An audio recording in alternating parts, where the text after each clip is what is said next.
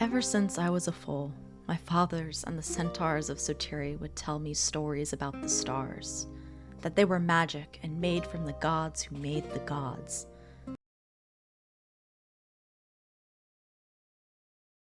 Elders in power. They were considered fairy tales, myths, that they didn't exist, or if they did, they were long, long gone. But I always wanted to hear about them and learn more anyway, even into adulthood. It was a desire that filled my whole being, something I needed, like how the sea needs the moon. I never believed for a second I would see an elder shard, let alone hold one, but I did. Its power filled me with strength and skill, flooding every part of mine and my companions' beings as we killed a god. We killed a god. Pirate Queen, Sea Hag, the mother of krakens, the great unbeheld, Eula Saltsmile. But the power was fleeting, temporary. It was gone as soon as it arrived, and once again I felt empty. But this time, I realized I was empty, that something was missing, that I was lost. Now I know and recognize that I was just foam drifting on the waves, a yearning that I had my whole life that I never knew about returned, and with it, a voice, calling, one whose words I cannot hear, nor am I able to respond to, no matter how hard I try.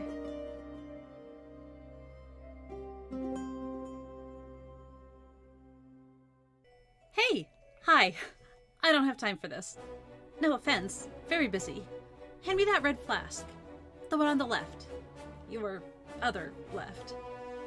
Oh, it's Wynni, sea scavenger extraordinaire. Shouldn't she be scavenging? Yes, I should. But no, there's things out there. Star things. Powerful things. World-changing things that need to be investigated. There's something... Jeffrey, don't eat that. Something I know I knew. There's so much I don't remember, don't know. I have to relearn it, but how? So, I'm here, experimenting, trying not to set the ship on fire. I don't even know what I'm looking for, exactly. Can a star be created? Can you get close to making a star? How do you reverse engineer the biggest magical object you've ever come across when you don't even have it anymore? See, I'm really good at the questions, but all I'm finding so far are more of them and no answers. Well, and a potion that makes you, really strong. That's not what I wanted. Hey, do you... No, Jeffrey, don't eat that!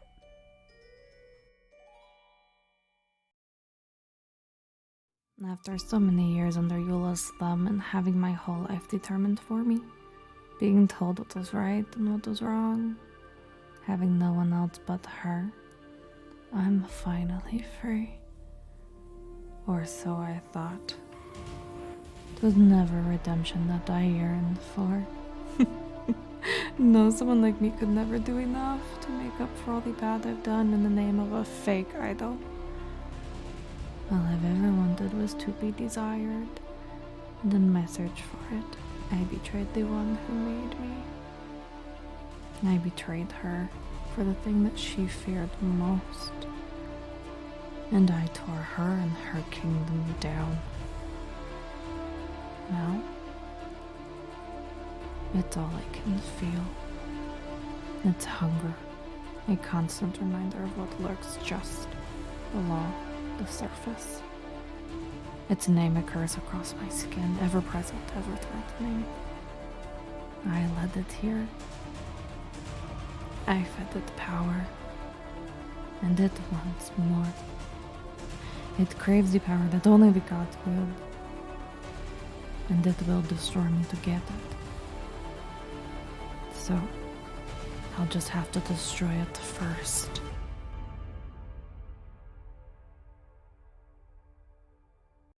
Everyone lives their lives bound by what they accept as correct and true.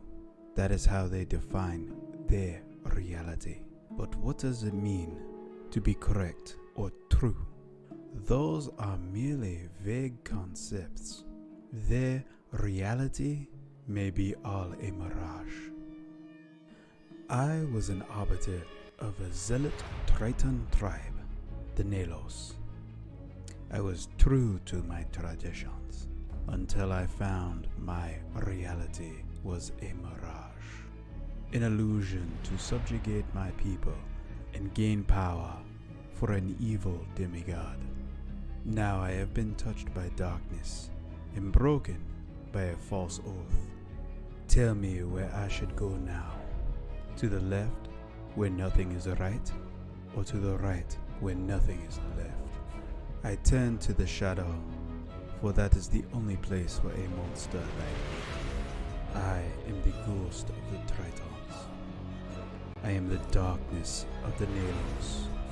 I am the unholy warrior of the seas. I am the Shadow Knight, Proximus.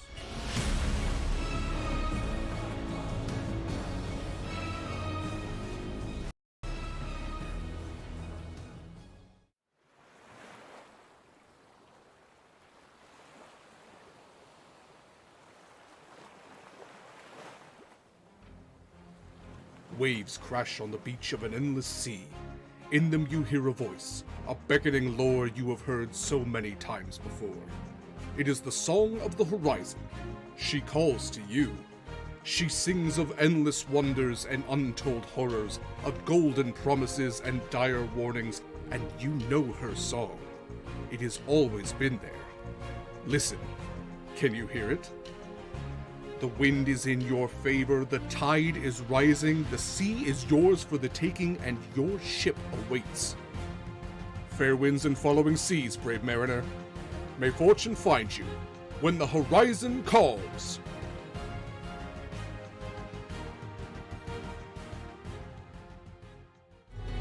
Ahoy and very excited to have you here. My name is Derek Sword. I am the GM for this wonderful group, for this wonderful game, if I don't say so myself. Let me pull up my stuff here and let's get going, because we're very excited to be back, very excited to have you here. Horizon's Call is a homebrew nautical campaign set in the oceanic world of Damaris, right here on Sword and Key. Like I said, my name's Derek Sword. I'm your guiding compass as we navigate these treacherous seas. Before we set sail, once again, I'm going to have the lovely people to my left say a little bit about their lovely selves and their characters. So, Mare, if you wouldn't mind starting us off, tell us who you are, who you're playing. I keep forgetting that I am first on the overlay. You are. I'm used to going last. Even Hey! on this one. Hi, I'm Mare. I use they, she pronouns, and you can find me on Twitter, Archmage Dice. Today, I am playing Acacia, who uses she, her pronouns, and she is a centaur Psylocke rogue with a vendetta. Absolutely. Love it.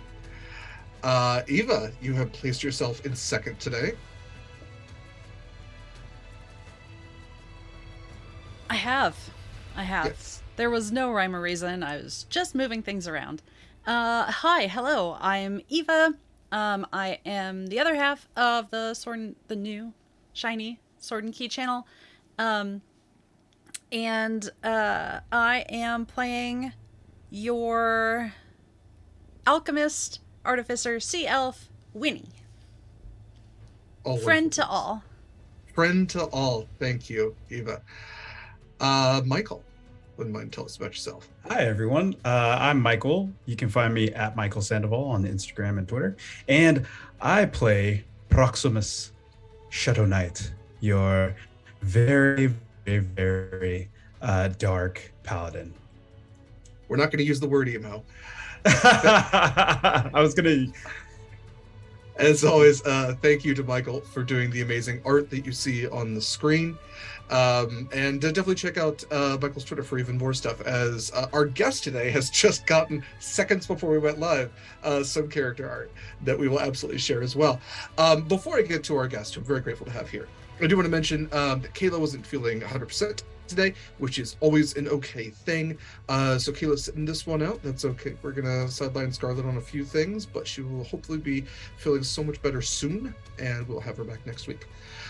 That said, Panda, welcome. It's so great to have you here. Not the first time that Panda has played in the world of Domaris. So if you wouldn't mind reminding everyone about your character and a little bit about yourself. Yeah, absolutely. So, hi, I am playing Buck. He is a blacksmith centaur, friend to Acacia, and local pillar / menace of the community. I'm always happy to bring my particular brand of chaos, so thank you for having me. Absolutely. So we will get into more detail about Buck, but for those of you who watched one of our prequel episodes, Acacia's prequel, Foals and Felonies, you will be very well acquainted with Buck's particular brand of antics. All right. All that said, one bit of business before we get into our recap. Just as a note for tomorrow, Veasan will be off, but in its place, we are actually having the first charity one-shot since this channel became Sword and Key. So it will be an Oops All Lycanthropes game, which is taking the same time slot as Veasan was, and has a lovely group of people, including our typical GM, Anik. Mikyl will be there as well. He will be there as well. And a few familiar faces from other channels will be joining us for the first time on Sword and Key. And that is, of course, to celebrate Spooky Month. The charity we have that was actually chosen by Anik was Bat Conservation International. So we will be using Spooky Month to support some bats. And but the real celebration is we have a couple of channel birthdays. It is Anik's birthday, and it is also, weirdly enough, Mykyl's birthday. So happy birthday, Mikyl. It is today, isn't it? Yes, today. Yeah, I have leveled up today. Thank you. Thank Happy you. Revolution. Very around happy the sun. birthday to Mikyl, to our sad boy Proximus. We're so glad that you're spending part of your birthday with us, and we hope to make it a good one. So I wouldn't want to be anywhere else. Yes, love it. Okay, well, folks, that is everything we need for pre-business time. So, Mare, I believe, has a recap for us. Mare, if you would not mind taking that away. Yes. So, last session on the premiere of Horizon's Call Season 2.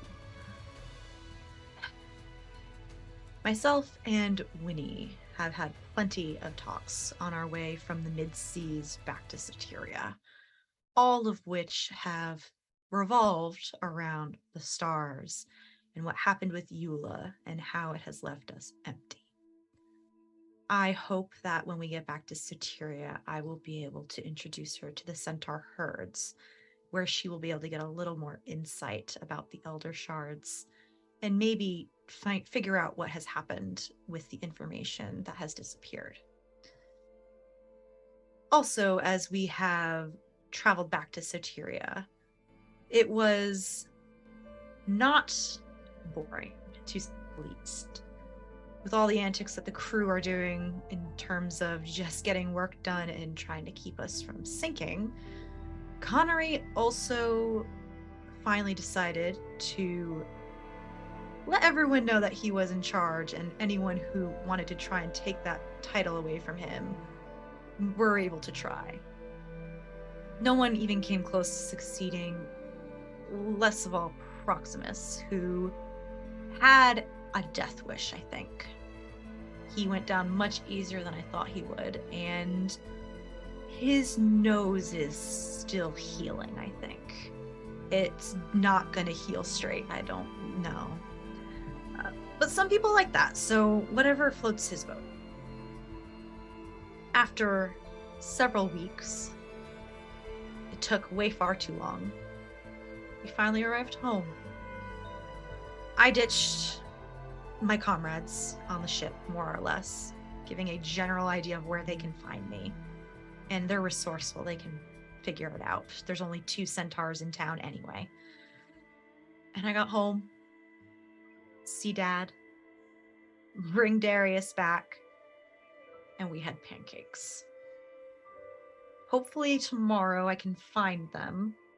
I know they had errands to do, and they were going to go see the Shipwright brothers because they're not leaving the island if they don't. And I had a recent visit from the Evewalkers where my so-called friend is going to have justice served. Wonderful. Thank you, Mayor. Okay, so we are going to pick up a little bit before we left off last time. We're going to rewind ours a little bit because we had behavior, of course, delivered to Keisha's home, and then the announcement, at least to the immediate family there, that a trial was going to conclude in a week's hence. But we're going to rewind a little bit because there was still some shopping to be done, as, again, the Shipwright brothers were at least gone to for repairs to the ship. Those repairs at least have been decided on by Kaila outside of the game, so we'll go ahead and get those. But there's still a little bit of shopping that needs to be done. So we will pick up with Proximus, Wynni, and Scarlett, all still walking through the cobble streets of Cora. So the three of you are just about right now entering the town square. It's mid-afternoon at this point, and the town square is much more of a town hexagon. Really, it has 4 intercrossing roads that kind of cross it in X, with buildings at the other flat sides. And at the center of the square is this raised statue with steps leading up to it. So there's this raised base, and then a plinth at the center with the statue on top of that. Base has a number of seagulls on it who seem to be just perched and just squawking, looking for dropped food here and there. There is a small gnomish woman who is selling flower crowns, and several other people who seem to be holding conversations or enjoying just the breeze of the late afternoon. The statues, if you were to look at them, depict 2 human individuals, one man and one woman. They're holding each other with an arm at each other's backs, and then have their other arm kind of extending outwards towards the square with palms turned upright, and they seem happy. And the man has this longer beard, this heavy swashbuckler coat, and scabbard at his side. And the woman is dressed in this nice but simple gown and has a flower crown in her braided hair. And yeah, the square kind of has this modest energy to it. I will have the 2 of you go ahead and roll for perception while we're here.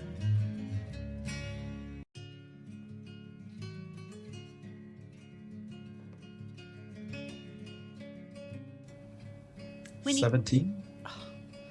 Oh. We had sorry. a 16. Still good enough. We?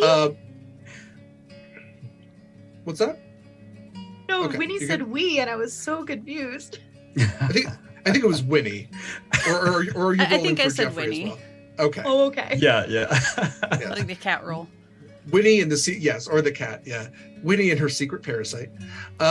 Great. You both see kind of the same thing. Like I said, there's a number of people just walking about.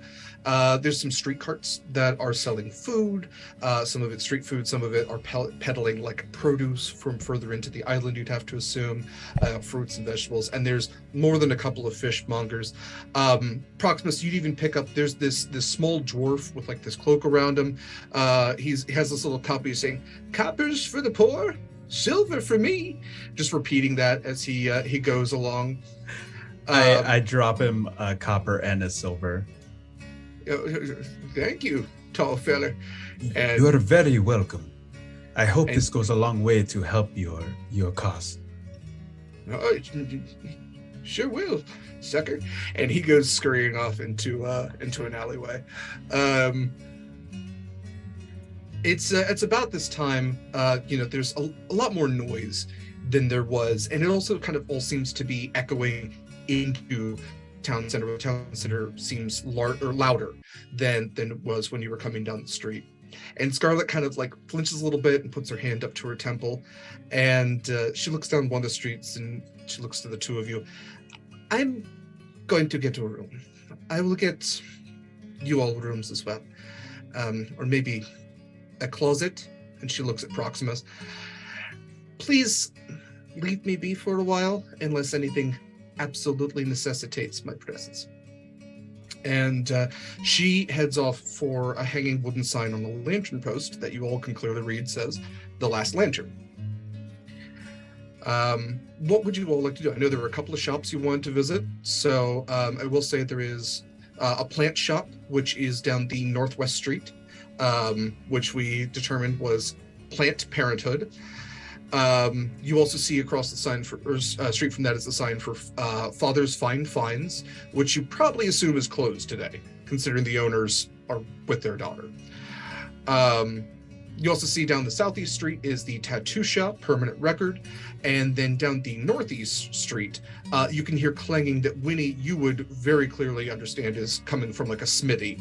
Proximus, having lived near where like smithies were, but underwater, might not recognize the noise, but would definitely hear like banging and some small kind of booms here and there. And you would probably assume that that is Buck's, just judging by the noise coming from it.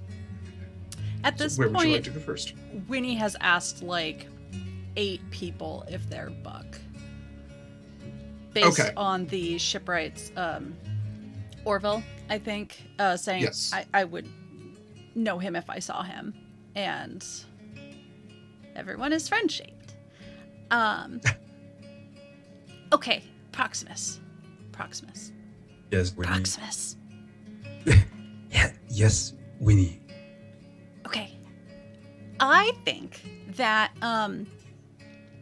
you will probably like this next stop. I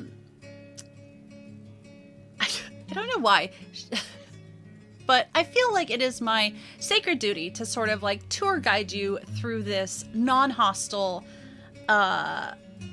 place of stuff and things and people above ground, above water, above sea, whatever. The point is, let's make one more stop, and then I am positively dying for some of that street food. What do you think? Hey, Food? I am very hungry also, and I will let you be the point on this one. I have never been here. Have you been here before? A little bit, just for like a little bit of trade. In and out. Feel free to take the lead, and I will follow wherever. What is that banging? Oh, probably something cool. Let's go check. I am with you. Let's go. She practically skips towards the sound of the banging.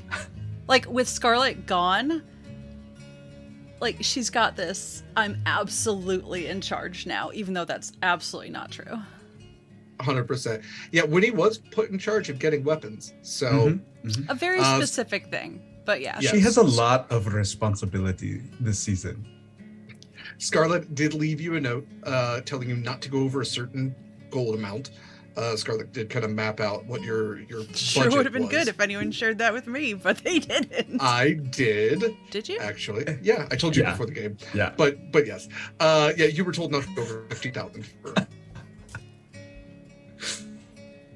We all heard it. Yeah, we can all vouch for Derek. Everyone else did. Is this in Zoom? When I was like having a this is panic on about Zoom. sound? Verbally. Anyway, Possibly. It's fine. Okay, you go skipping towards Bucks. Proximus, go ahead and make me a wisdom roll. Just not a save, just a flat wisdom roll. Oh, that's not bad. 13. Okay. You are pretty sure, like, the most common thing that this sounds like that you would have reference for being above the water, this sounds almost like a very lazy fight. Because it's metal on metal. Right. So there's part of you that's like, somebody's getting their ass kicked very slowly. like methodically, but slowly. Like, like where back Very on the ship. thoughtful ass whooping. All right. What are we walking into? As Wynni goes skipping, and you see like the crowd's kind of parting, and a few people just giving her a weird look because I there's don't know that Proximus would have ever seen skipping before. Running, walking, sprinting, skipping. So sitting I think cross-legged. he's more, I think he's more focused on what this movement is. some type of war dance or whatever. Yeah, skipping is hard too, so it might not come like naturally, especially with winged boots. You might start to take to the air. Yeah, before long, you are what is very clearly on the outskirts of this town, and you can kind of like get a reference for how loud this bang is that has been echoing down these streets. But before long, you get to this structure which has these almost open like stall type doors to them. These half doors, very large. There's windows, as this chimney, smoke pouring out of it, and you can hear the sound very clearly. And there is a signpost which has been graffitied 100 ways from Sunday, where they have tried to make the B look like an F. They have tried to make the CK look like 2 T's. It's like it has to get like they keep trying to graffiti. It seems almost like it's a like a rite of passage for kids in Cora. But you all have arrived at Buck's. And as you walk up, you can see a familiar form, at least a more general form that you would be familiar with, is that of a centaur. And this large horse-haft individual is clanging loudly on his anvil as he seems to be shaping metal. I see what was going on here.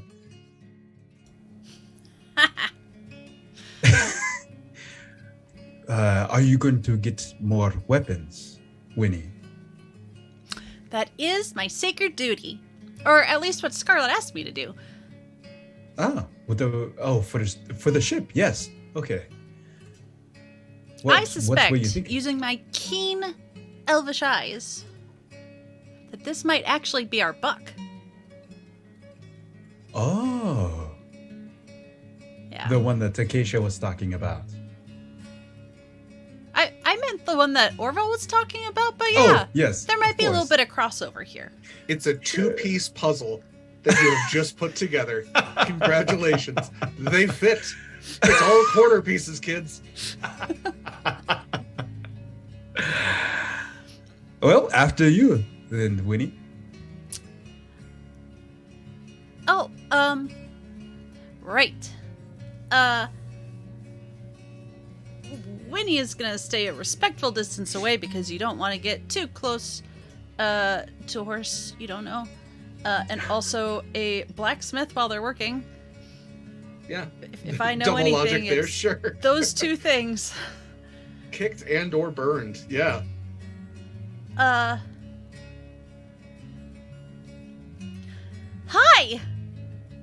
You must be Buck. Buck, if you would not mind, describing yourself in more detail than just centaur blacksmith, by all means. Yeah, so Buck is very large. He is half Clydesdale, half mountain, just solid as can be. If you put a bunch of stakes on top of something that was also very heavy, you would have Buck. He is just big and beefy, despite being a horse. As Wynni tries to get his attention, he holds up a finger. No. You are wrong. I just fed you. What do you mean? No, too hot. Calm down. And then he turns to Wynni. I do not know you. How do you know me? She is a approximately 5-foot sea elf. Very happy to see you. She's got little vials like tucked around her like bandolier and around her belt and stuff. And she'll stick out a hand. Hi, I'm Wynni. Are you gonna feed us? That's awfully nice. We were told if you are Buck, which it sounds like you are, finally, that maybe you know Acacia and weapons. I know both of those things. Acacia, little one. Well, littler. Littler. Wynni, who doesn't even get up to Acacia's like stomach, and now Wynni, who doesn't even get up to Buck's shoulder.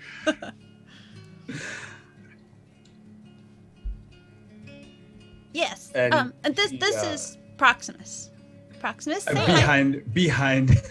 Behind Winnie, you just see a 6-foot Triton that's way too pale in clothes that does not fit, like a sailor that's probably like a foot shorter than he is, waving, just wild waving. Hello, how are you? Better. Is Proximus wearing his armor, or does he have like clothes on, like regular city clothes? Yeah, I definitely ditched armor and grabbed some sailor's clothes, just put them on as we walked off the boat to be less conspicuous, of course. Perfect. So Buck extends one hand to Wynni and one hand to Proximus. If you are friends of Acacia, you are friends of mine. Welcome. You want weapons? I have weapons. I am very good with the sharp things. And the blunt things, and the stabby things, and the boomy things, and what do you need? Oh, you have a very wide selection. I think what we are looking for is something for our ship. Like big, maybe pointy, maybe boomy. Something ship-sized though. And maybe it's something magical, yeah? For magic, I will call in favors. Ship-sized. Follow me. Well, like sized to go on a ship, not like as big as a ship. Because as great as that would be, we wouldn't be able to move it. You would not be able to move. No, I wouldn't. Well, I could make it smaller. It'd still be too big. But it'd be smaller. Oh. She is very good at building things also. You should have led with that. Well, more, I guess I am kind of good at building things. Hey, thanks, She's Proximus. being very modest right now. You're in a good mood. I'm really suspicious. I mean, I'm glad to see it, but... Still broken nose. It's just off, just a little swollen. Oh, he really rung your bell, didn't he? Yes, he did. Does does he look worse? Actually, no, not at all. He really whipped my ass. Yeah. He's okay. You will get him next time. I have a feeling you will get him next time. Oh, I hope that's not for a while. It was a friendly bout, for sure. He almost died. I think I did. Anyway, it's not important. No, it was real scary. And Buck kind of steps a little bit closer to Proximus, and he takes a big whiff. You smell a little like death. Just a little. It is, yes. I think I exude that all the time. But we'll get into that. Enough about me. Really, we are here for you. I did not do it. But not. And I will vouch for that. Wynni, do you have any ideas of what we are supposed to be getting here? This is a super normal conversation. Yes. Would you like a refresher on weapons? Yes. Okay. I have it here, but also yes. Okay. So as far as weapons go for your ship, there is a mundane version of something and then an arcane version of something. So alphabetically, we have an arcane ballista being essentially a giant crossbow. The regular one fires giant bolts, ballista bolts. The arcane one fires force bolts or fire bolts. You can get them in either acid, fire, force, lightning, or cold. And the arcane one can also be switched to fire a different one as it is charged. It doesn't reload, it charges. There is a cannon, and then there is the Eldritch Cannon. The regular cannon fires fireballs. The Eldritch Cannon fires, again, blasts of acid, fire, force, lightning, or cold. And again, charges, doesn't need to be reloaded. So still the same number of turns to fire it. And of course, the arcane ones do slightly more damage as well. There is a mangonel, which is like a small catapult. And then there is a mortar. So the mortar, there's not really like a magical version versus a mundane. They're both mundane in the sense they fire. The mangonel has, rocks, cannonballs, something like that. The mortar fires cannonballs, but they are the longer range ones. And the mortar having further range, further damage. There is the mounted crossbow, which is mounted on the deck and is used for ship-to-ship combat in the sense that you are firing at personnel, other sailors, not necessarily the ship itself. And then the more upgraded version of that is the swivel gun, which is like a small little, this big that you put on a swivel on the top deck of the ship. And then the last thing is a ram, which basically stabilizes your ship anytime that it rams into something. And also when you ram into something and you are the bigger party, you do damage. And then there are artillery upgrades as well. But those would be the weapon upgrades that you would be looking at. Did you say that the only thing... Let me rephrase. In the repairs that we're already getting, we're repairing what we already had, right? So we already have a mangonel and a ballista? I believe you only had a ballista aboard the Innocence. The Innocence had a regular ballista. It did not have a mangonel. Okay, the sailing ship stat block had both, but yeah, you're right. I only see the ballista on the right. Yeah, the Innocence. Essentially, the Innocence had less use for a mangonel and had never repaired it because it essentially was powered by the souls of the damned and could use that instead. Which works every time. 50% of the time, it works every time. Yep.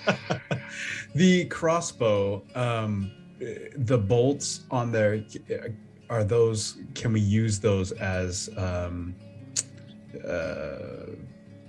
closing distance? Right, like shooting it with a rope chain to be able to pull. Yeah, I would even suggest that with like maybe the ballista would be more successful at doing that, and you could absolutely get chain shot, a different type of chain shot. Technically, chain shot is cannons that are connected by a chain that kind of swing around and do damage to masts and things like that. If you wanted almost like a grappling ballista bolt, that is absolutely something that would work. Ship-to-ship battle. Ship-to-ship battle. Yeah, the mounted crossbow is more something like if you are, for those of you who have played Assassin's Creed Black Flag, the swivel gun absolutely was something that was used. But think of more like as the ships are getting closer, the lines, the grappling hooks have been thrown, you're pulling yourself closer to the other ship, you are picking off other sailors so that when you go across, there's fewer people that you need to fight hand to hand. What do you think, Wynni? Oh gosh, there's just so many exciting options. I guess we'd be interested in knowing what it would take to well, did you say you know someone about like the arcane stuff? Do you do arcane stuff? Yeah, I dabble. I do fire. Arcane is a little more brainy. Okay. Good librarian. I think, Proximus. What do you think about investigating a cannon and maybe a mangonel? Just like for like price-wise, just shopping around. Right. I think it'd be good to upgrade the ballista maybe to an arcane one, if that's like, if they can just upgrade it. We already have the. Yeah. Go ahead. Yeah. I think we already have it, right? So it'd just be upgrading what we have. Yes. Yeah, but if we're getting like a whole new thing, like something different would be good for doing different things. Right. Yeah, Wynni, also as you are kind of thinking about the ship, we'll say you have specifications and all that. You could get eight cannons in total, 4 per side. And then you could also get chasing cannons, which are mounted at the front. So that'd be 10 cannons in total. And that is, like I said, for you could also get ones that just necessarily fire behind you as well, should you want to do that. So essentially 12 cannons in total if you want to. And then you can also get stuff for the top deck as well. So if you think of it this way, the ballast, like if we're going in level of what is most dangerous, it goes ballista, arcane ballista, cannon, eldritch cannon as your like ship to ship firing kind of stuff. And then for top deck kind of stuff, it would be the mangonel versus the mortars. Do you like the mortars? I do too. Yeah. I do too. They are very fun. And they whistle when they come down, right? If you do it right, if you can hear it, I recommend moving. No, Yes, that's the okay. bottle rockets, I think. Oh, okay. The kids love So Buck, to give you reference, I will give you some leeway here on pricing. Let's see. An arcane ballista is typically about, regular ballista is typically about 250. Mm-hmm. An arcane ballista is 500. A regular cannon 750. An eldritch cannon is 1,000. A mangonel is also about 1,000, and a pair of mortars is about 2,000. Wait, I'm sorry. An arcane ballista is 500 gold? An arcane ballista is 500 gold per ballista.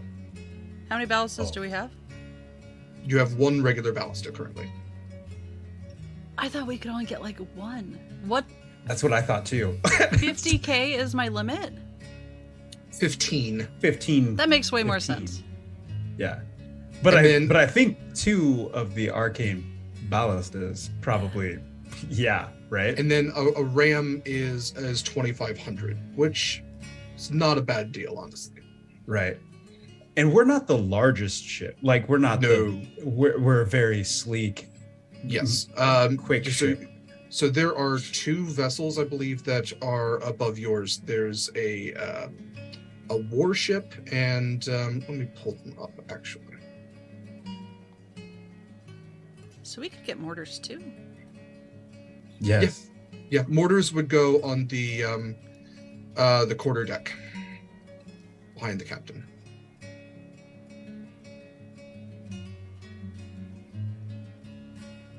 So Yes. what? So you We Go ahead. we should be very deadly after this. I hope so. Yeah. This just makes me nervous because if he's giving us this much leeway, then why? Sure does. Yeah. well, and you also have a slight up here in the sense that you're talking to Buck, who has much more knowledge of cannons and explosions than a typical blacksmith would. Cannons are still relatively new in the world of Damaras, but Buck has a knowledge of explosions that other blacksmiths don't. So that's also a level of leeway that you have coming here, as opposed to many other places. A lot of other places rely on the arcane. If you were go to Terraconas and get a dragon ship, you would have like arcane fire coming out of your, ship to ship combat sort of deal. But What do you think? What do you Empire think, has Buck? cannons. Do you think that this is too much to ask of you? Oh, no. You are hurt of my hurt. Oh. Captain. You are family. That's awfully nice of you. I think that is the nicest thing that I've ever been heard. Yes? I mean, on the one hand, I want to say that we don't want to skip the line or anything, but on the other hand, it would be really nice if we could get this sooner rather than later. The And other I am more than willing to help. That's true. He's a good worker. I'm pretty strong. Yeah, you look strong. And Buck kind of sizes Proximus up, and he sort of flexes his own muscles. Does one of those. Yeah. This could be great fun. We could do this together. Please work together. If I see another fight between friends, I'm going to feel really awkward. Oh, no. no. See, Not the there was a reason why I did that, Wynni, and I will tell you later, but it was not like me and Connery are just fine.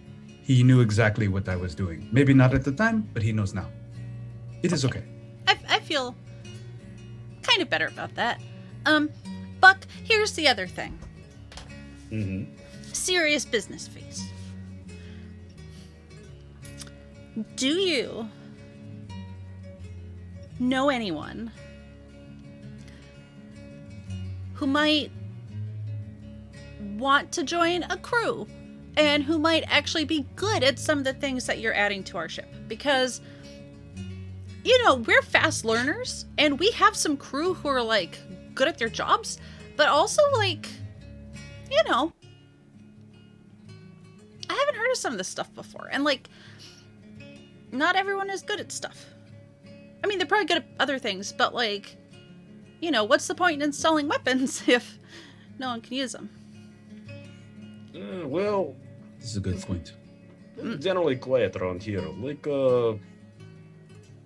this is where you go to slow down, yeah? But also, people come in and they want things.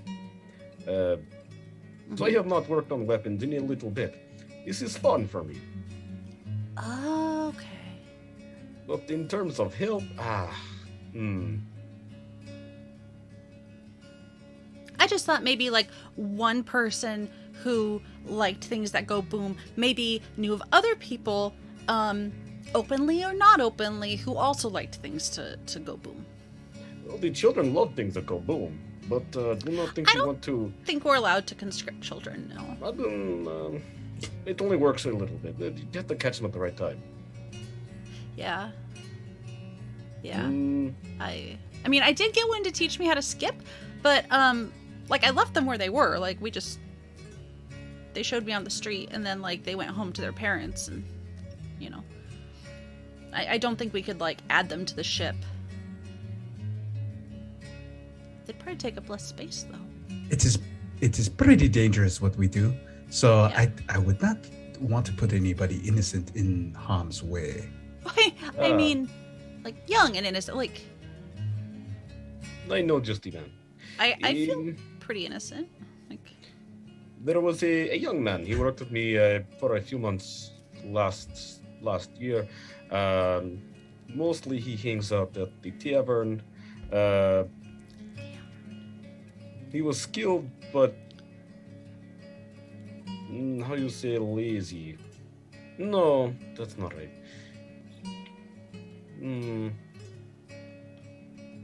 I think he would do better in the sea than he would. Let me put it that way. He was a dreamer, cloudhead. Cloudhead. I have never heard this word before, and I very like it. When your head is in the clouds and not on the floor. Right. Yeah. Yeah. Okay. Well, I think we have a pretty good plan. Yes. What do you want to get specifically? I would like a quote on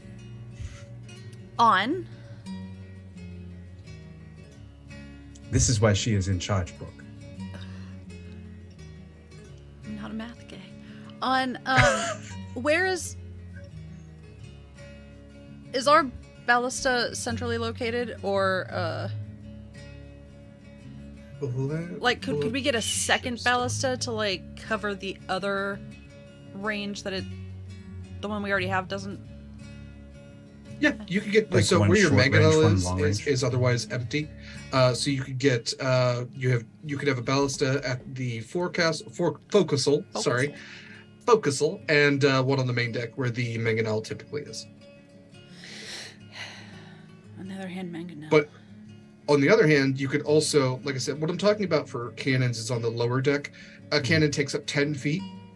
So in that central area, you could fit 4 cannons. You could do the same with ballista as well. We could alternate. And just to be clear, arcane. I'm sure this is in here somewhere. I'm just like going back and forth. You can use them as regular mundane ones as well. Like, do you need special? So the arcade ones, I mean, you can fire mundane. It uses magical energy to propel things forward, which is typically when you're charging them, you are charging them with a specific type of energy. Mm-hmm. So if you use, force energy to propel it forward, typically it propels force energy. If you put a, ballista bolt in it, it's still going to fire the bolt. It's going to fire it instead of with tension. Normally, with like, it will fire the bolt forward, but instead of with the tension that a typical ballista would, it fires it forward with force energy. Okay. It's backwards compatible. Alright. Okay.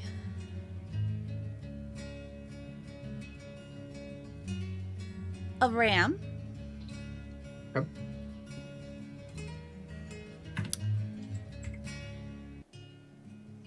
Eldritch cannons, or at least like half Eldritch cannons. So 4 Eldritch cannons? Yes, please. Those are 1,000 or 700? Let's see. The regular cannons are 750. They're 1,000 each. Okay.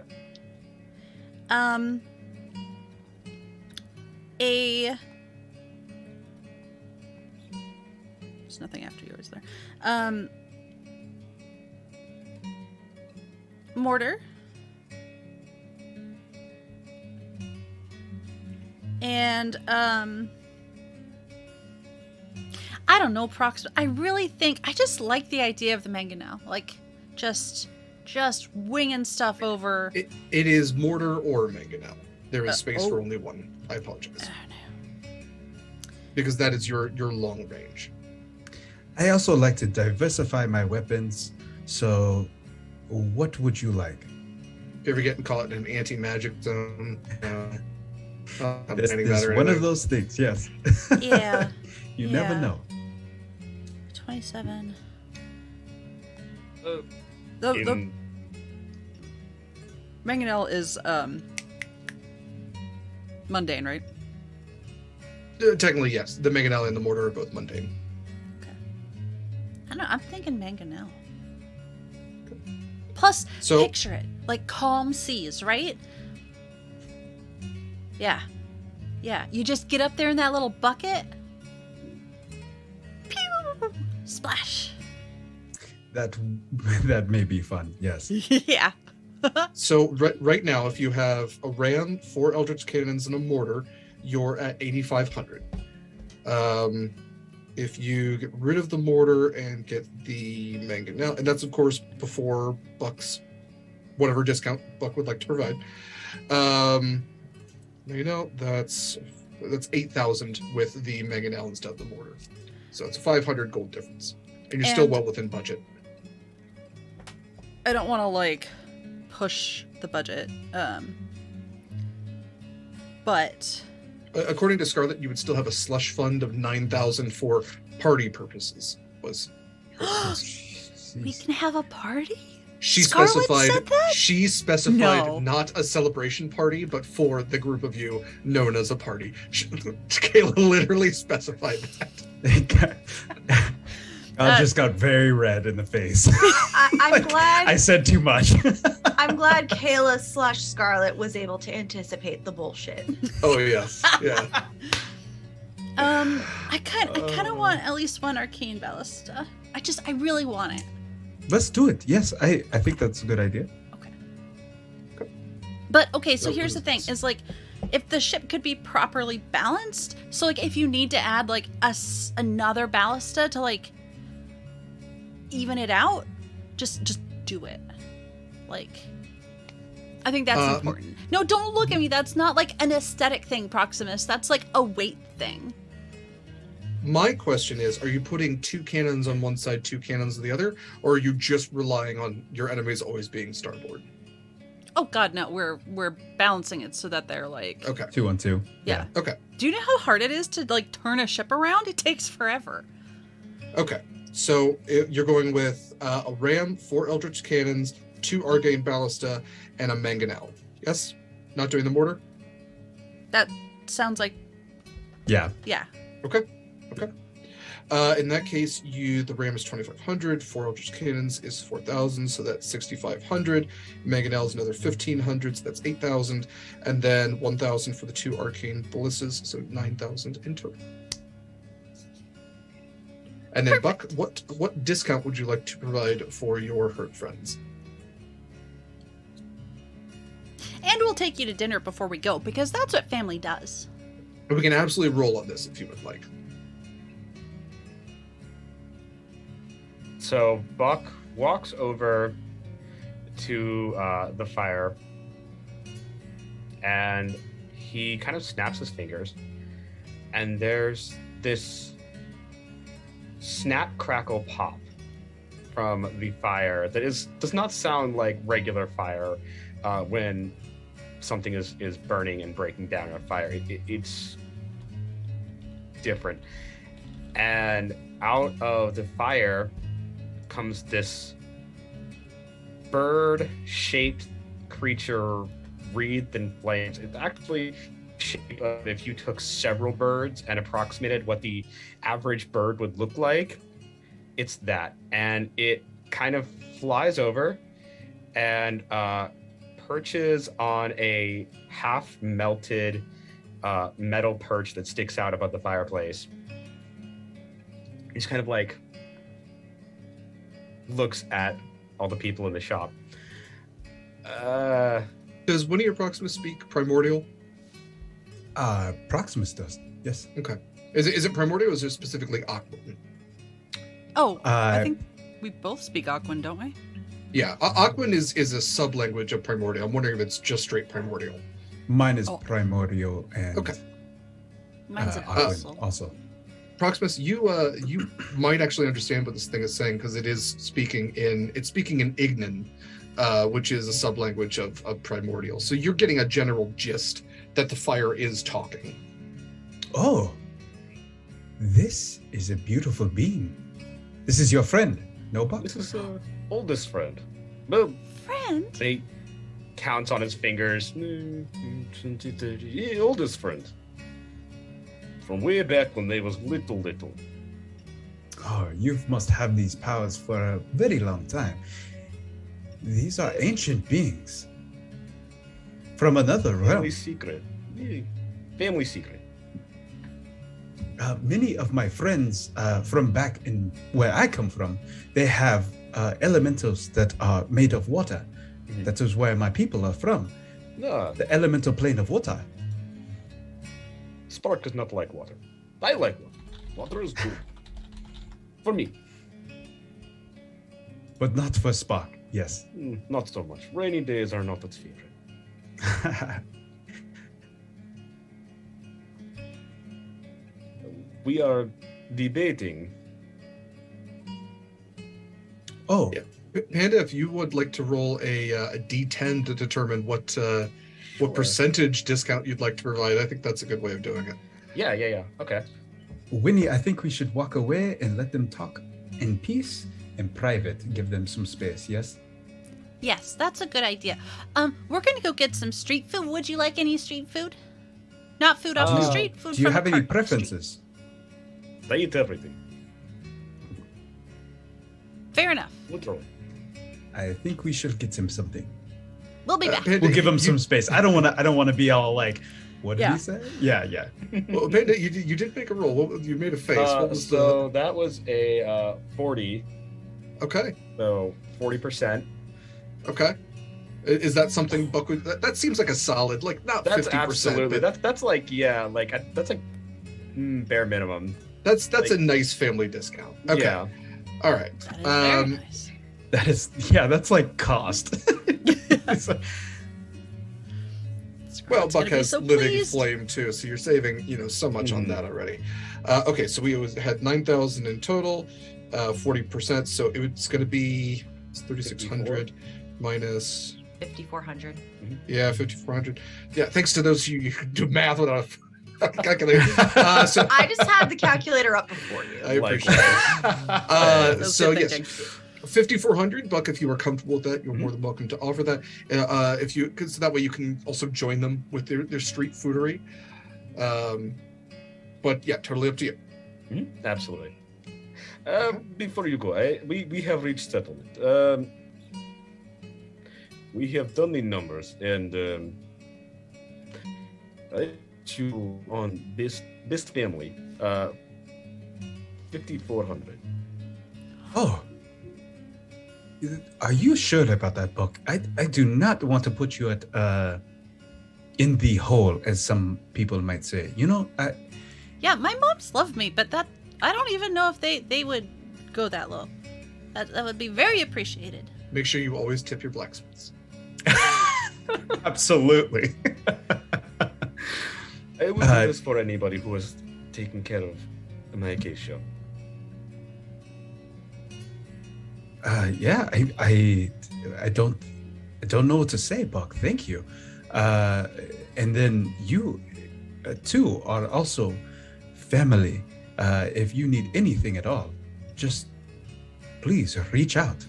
A raven away, maybe sending. I had my fingers crossed for 10%. I thought that would have been great. Family discount, 10%. And being nice. Right. Would have done it for basically free. Yeah, or 100. Yeah, I was also worried about that. But your little fire's like, if you do it for free, I'm going to kill you because I did all that work for nothing. Right. Basically, Yeah, when you yes. said D10, I was like, not All a it takes D6? is a D10 to wreck my economy. Okay. Then yes. You all go to get your street food. Buck, do you have a "Be back soon" sign that you put up? Yeah. Be buck Be soon. buck soon. Be Yes! buck soon. Be buck soon. Hoof an hour. Yeah. So you'll go back to the town square. You can see that there's like the street food vendors. It's getting later in the day. You're haggling to take a cars. It's still closing up shop, but there's some people who have their late in the day fish. Mm-hmm. You know how smart that is to get the tuna fish at Subway at the end of the day. It's not real tuna. It's fine. But you can see that there's some people. It's a lot of like shellfish. There's like shrimp kind of on a wooden Barbie. stick kebab. Yeah. There's shrimp on the Barbie. We are in the southern hemisphere. So there's shrimp, there's clams, mussels, there's some like raw fish as well. There's like some silverfish that have also just been skewered. So just kind of like some barbecue sort of things that are available. Yeah, there's some people that have made like a crab sandwich because we're also apparently in Maryland. A number of things to imbibe. You mean silverfish like herring, like an actual fish, right? Yes. Okay. Yes, not a magical fish made of a silver ingot. Well, aren't they insects?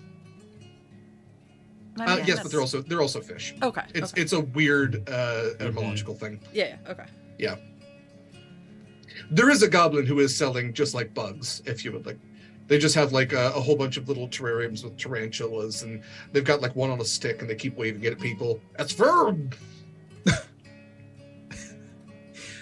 Winnie will try it. All right. Ah, you have a good crop this day. They wiggle so nicely. They are fresh. Yeah. So it's it's just a copper if you want street food. That's fine. And the day is getting later. Would you all like to retire to the last lantern, or do you have something else you'd like to do today?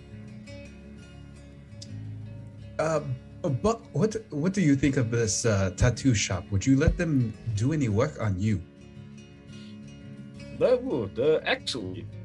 And he pulls up the sleeve of his vest. It's not really a sleeve, like the shoulder strap of his vest, and he kind of lifts it up, and there is a tattoo of just an ivy leaf. Oh, that is a very good work. Wynni, I'd like to come by here tomorrow, maybe, to check out the tattoo shop. What do you think? Oh, I think so.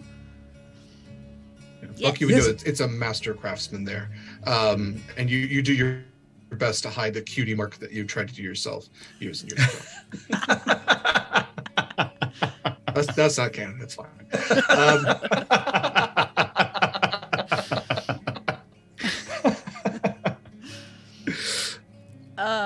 That's what cold branding is for.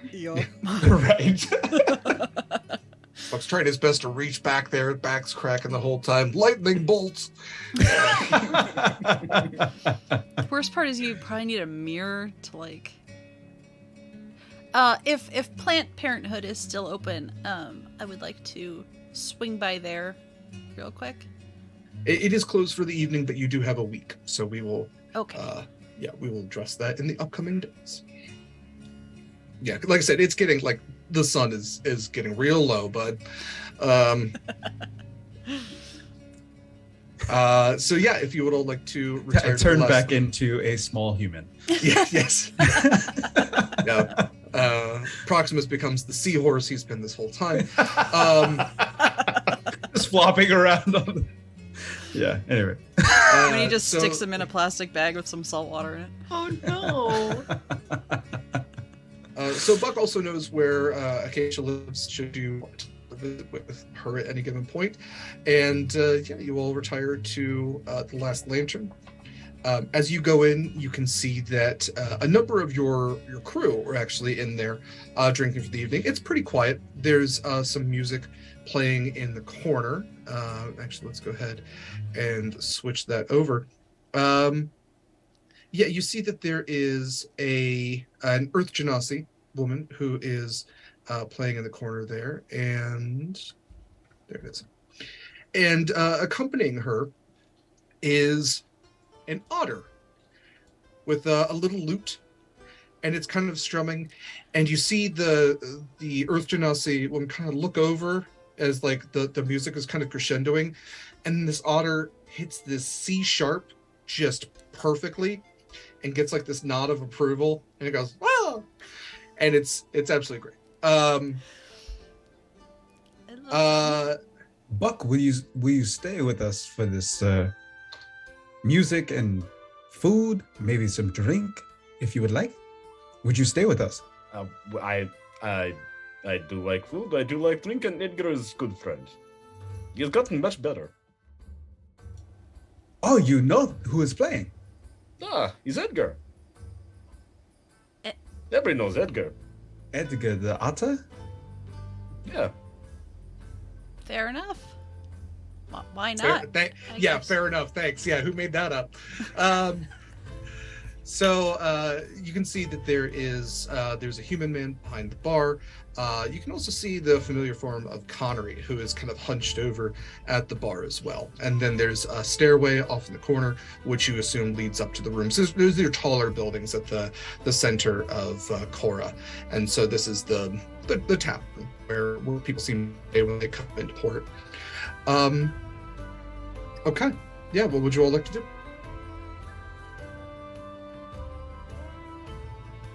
Do you drinking, Buck?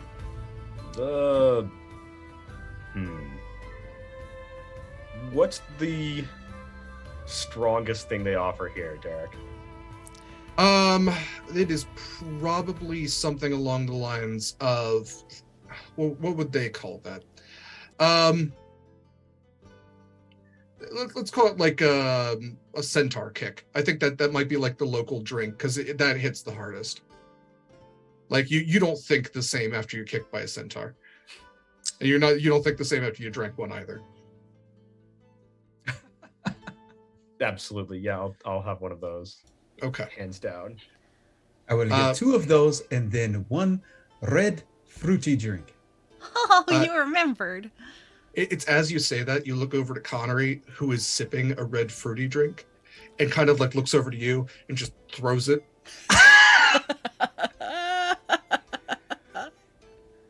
So, Buck, that is who gave me the 2 black eyes. So, he is the captain of our ship. Ah. Let me introduce you. Please, a worthy opponent. Well, I was not, yes. Connery, this is Buck Wild. He is a friend of Acacia's. He's going to do the armoring of our ship. It's when you say that, like the snarl kind of goes away, and Connery sticks out a big leonine paw. Pleasure to meet you. Likewise. And Buck just eagerly shakes that hand. He turns to Proximus at this point. New crew member then? he wanted to, I believe that would be something that he would have to make the decision for. He is a world-class armorer. Blacksmith. Yes. And the boom maker. Cannot forget about the booms. Well, that's one down. You're only going to have to figure out 14 more spots then. Oh, So 14 we've lost. I am not joining crew. My crew is here. I do not have the... Well, then 15 spots. the You have legs. to understand, son, this is the first time we've been to port in a serious way where these gents could leave. Genuinely leave. And sometimes for these folks, 20 years, sometimes more. Yeah. They're done. There's a few folks who are sticking around, don't get me wrong, and they are salty dogs. True diehards, but a lot of our crew is not ready to serve on the seas anymore. I don't blame them, really. I understand, and I would not want anybody to feel like they are in service of something that they do not believe in. I am glad that they get their freedom now. You're gonna have to It's a start lot. paying them too. All of them. I did not think of that. I think They weren't getting Scarlett paid. was in charge of that, but don't bother her. She is very busy right now. That's fine. But I would suggest setting up a table with our roster and see if there's any young folks dumb enough to join the crew. Recruiting. Good luck. Yes. Do you want a drink? I noticed that you spilled yours before. Oh no, We are gonna have a centaur's kick. It's supposed to be very good. Mhm. No, You I'm. put the hair in your... On his what?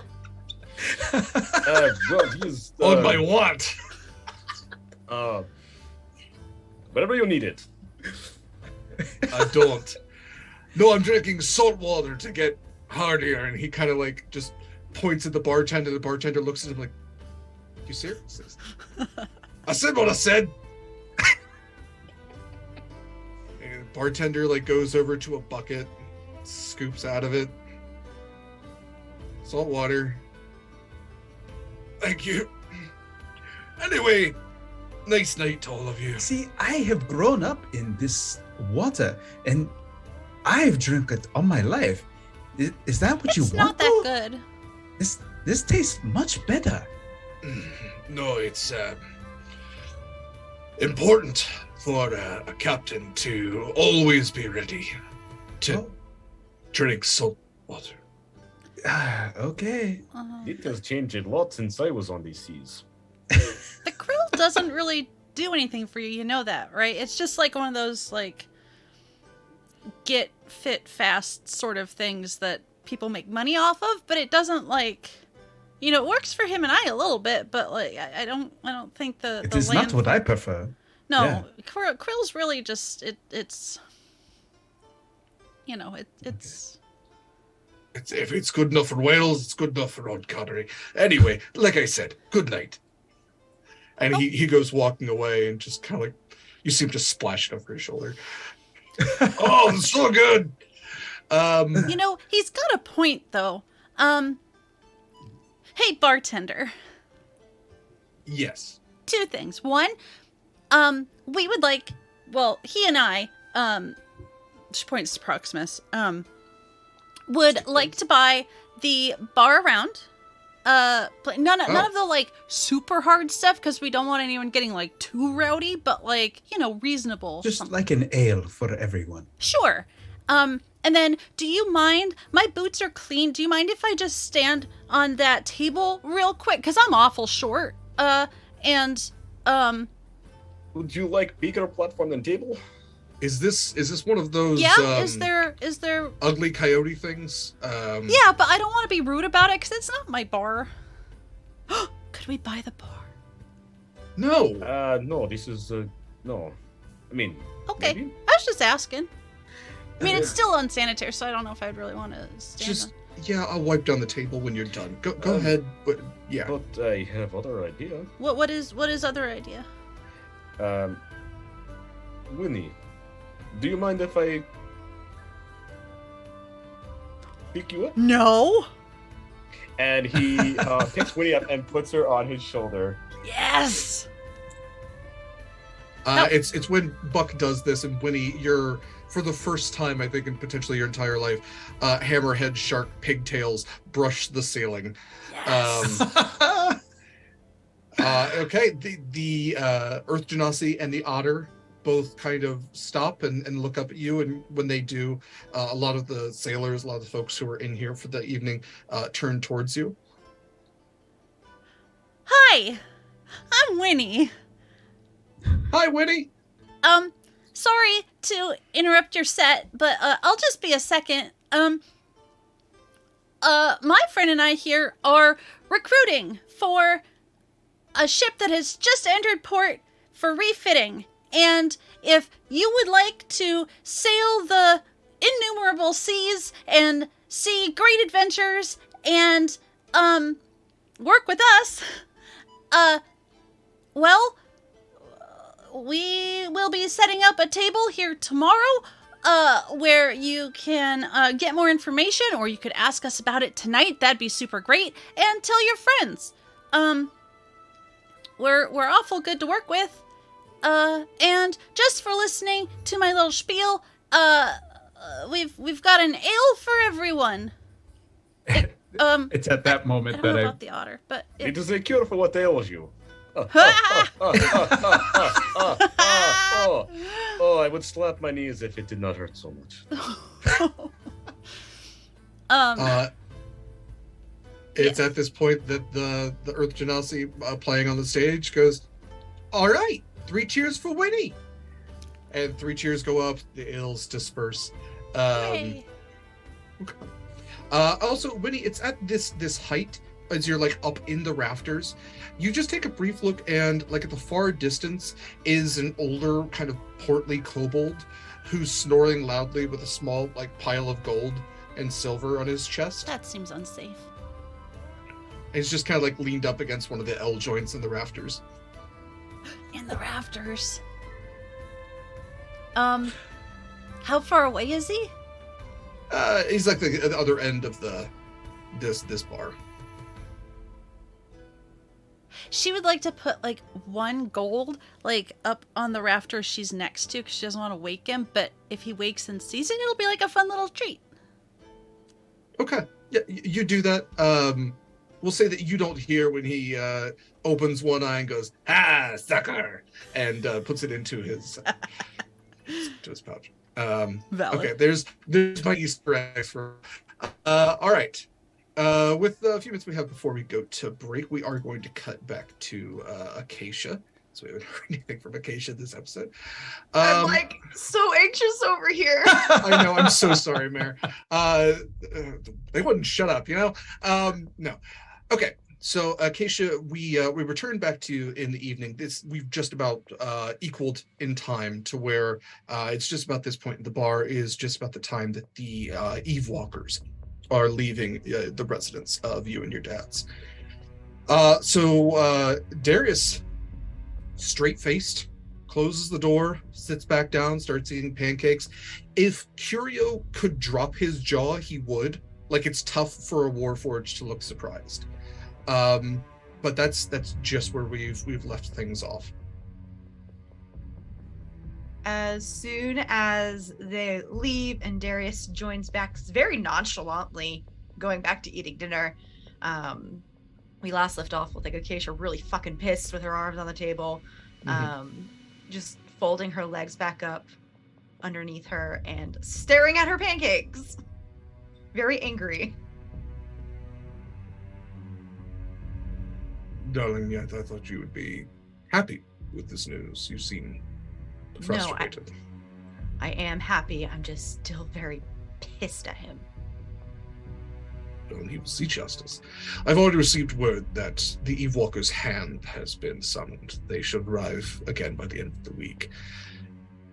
Justice will be dealt. You know very well the hand gives and the hand takes away.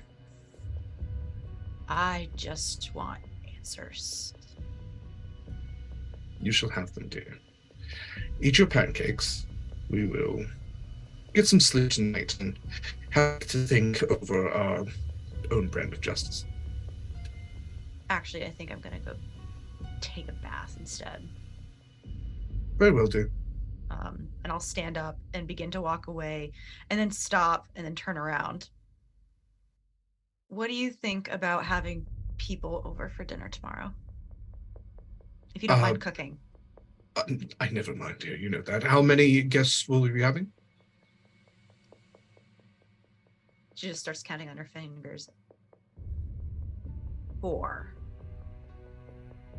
Easily done. I will, Make that a 5 because Buck eats for 2. Oh, Buck. Yes. We will do some outside dining then. I will stop by Planned Parenthood and ask the shop owner what the weather should be like. And I can go shopping for food in the morning if you want, and I can give the invitation. I haven't asked them yet. Wonderful. We shall have a lovely garden dinner. Also, darling, I do want to put this in your brain. The herd that you are familiar with is just about passing through this area about now. It wouldn't be a bad idea to stop by and see your old friend Bass, perhaps. I was already going to go see him and the herd. Good. Take Buck. It's been a while since he has had a connection to his roots. Take Buck. I don't think I've ever seen him near the herds. My point exactly. I don't even know if he's from these herds. Honestly, good point. I'm not sure either. All right. I will... Actually, I pick up the pancakes. I'm actually going to eat these in the bath. Pancakes. Perfect, dear. Yes. And then I will begin making my way to take a bath. Because I'm sure that we've finagled something for me in the house. Absolutely. Yeah, there is a large kind of like almost semi-outdoor. It's walled in, but there is like a spigot that comes down and kind of like a large stall that can accommodate your size. And it's also nice because on, nights like tonight, you can look up and see the stars above. Oh, yes. I am not looking at them. Okay. All right. Well, folks, that is break time for us. So we're going to go ahead and do the things. I suggest you do those as well. We'll be back in just about 10 minutes, and we will see you all then. Hang out. We'll see you soon. Let's go.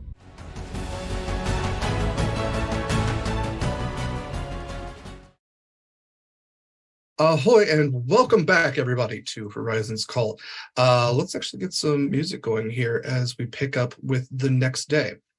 So as we left off, this is a nice one. So the evening came and went, and Cora, Wynni and Proximus both found their individual rooms. Scarlett didn't get just a closet for Proximus, which was nice. Everyone settled down. Acacia took her bath, ignored the stars, and ended up settling down for the evening with. I didn't ignore the stars. I did a double negative. I was staring at the stars. Okay, I'm sorry. I misunderstood. Double negative. Misunderstood. It's all right. So yes. So Acacia worried about the stars during her pancake bath. We've all been there. Dawn comes to Cora, as it does on all days. And Wynni is probably up before everybody else due to transing. But the morning is yours. You have a little bit less than a week to accomplish what you all need to do. So just as a reminder, Wynni or Proximus still needs to deliver the repair order to the Hawthorne brothers. You need to recruit 15 sailors to your ship. Buck needs to complete those repairs, potentially with the help of Proximus, the weapons, not necessarily repairs. And Acacia has planned to go visit the centaurs as well as a trial, which will culminate at the end of the week. Okay, so let's start with Acacia. The morning comes. What would you like to do? I would like to sit down. Is it Darius or Curio who usually cooks, or is it Darius. Okay, then Yeah. I am gonna sit down with Darius and just briefly talk about what I should pick up at the market, because obviously a lot of vegetables can be gotten from the garden depending on what's in season. Absolutely. But we don't butcher animals. We need to go shopping for meat and fish. Correct. Yeah. So, is there anything else you want me to pick up besides pork and whatever the catch of the day is? Yes, absolutely catch of the day. Especially if they have that color particularly like. I believe it should be in season. Other than that, I don't have parsley growing at the garden. It did come in this year, so if you could grab some parsley, that would be wonderful. And Isn't that like the second year in a row? it's a bad spot for it. I need to find a better one. I think beyond that, we should be fine. The garden's otherwise done very well. Wine, And, alcohol. yes. We should have. Actually, I need to stop. Well, I'm going to town anyway to open up the shop. I will pick up a couple of bottles from that came in to the fines. So I will bring in a couple of bottles of that as well, and some rum for Buck, of course. Yeah, whatever he. I sort Oh, of and your friends are as well. buccaneers, so they of course drink rum. Buck and the Buccaneers. Yes, rum. Yes. I have never seen Wynni drink something alcoholic. It's always red and it's sweet, so maybe grenadine. Oh, red drink. Yes. Yeah. Yes. Is that an actual thing, or is this red drink? I believe so. I had it once when I was much younger and much hardier at the Last Lantern, and I'm surprised Wynni drinks them so frequently. I don't remember the rest of that night, honestly. Is it alcoholic? Deeply so, and you can't taste it, which is a dangerous thing. I'll see if I can ask the barkeep if they Fair can enough. get me something to go. Yes, I'll walk about. Yes. Walk about. Okay. All right. Wait. What about dessert? Are we doing dessert?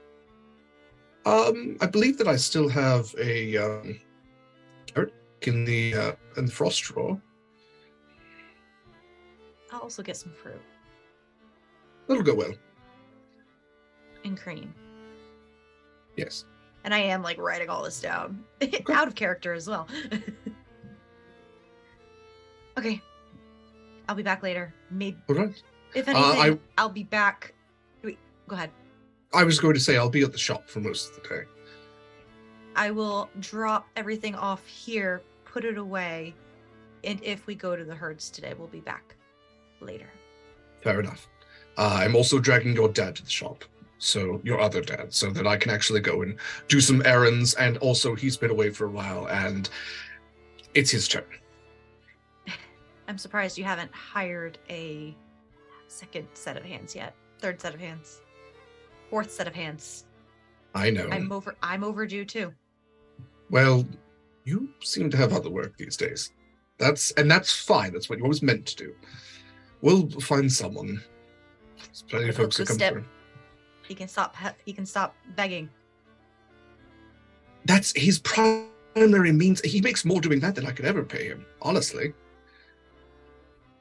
But that on top of begging? I don't know. I could ask him, but also he doesn't reach the counter. He knows magic. He's fine. Illusory magic. He can I'll- illusorily look like he's above the counter. I will think about it. If anything, to keep him out of trouble. What about that little otter friend? He seems like the business type. Edgar?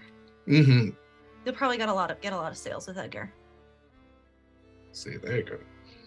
You have to work through Edgar's manager, though. Valerie, yes. Top cookie. Yeah. All right, things to think about. Yeah. I'm going to wrap things up here and head straight to the shop. I will see you in town shortly. Take care of yourself. I mean You don't it. want to ride? Not this morning. Your dad's still in bed. I don't even know why he doesn't even really sleep. It's fine. I know. Yes. Okay. We need to do some repairs on him too. I'll meet you there after I catch up with them. Fair enough. Okay. And I'll give him a kiss on the cheek and I'll grab my baskets and head out. Love you, dear. Bye. Love you. Okay. Start trotting to town. Yeah. Okay, so Acacia, you go trotting into town. This is just about the time that I think everybody else except for Wynni might be waking up. So Wynni, Proximus, what are you all doing for your morning?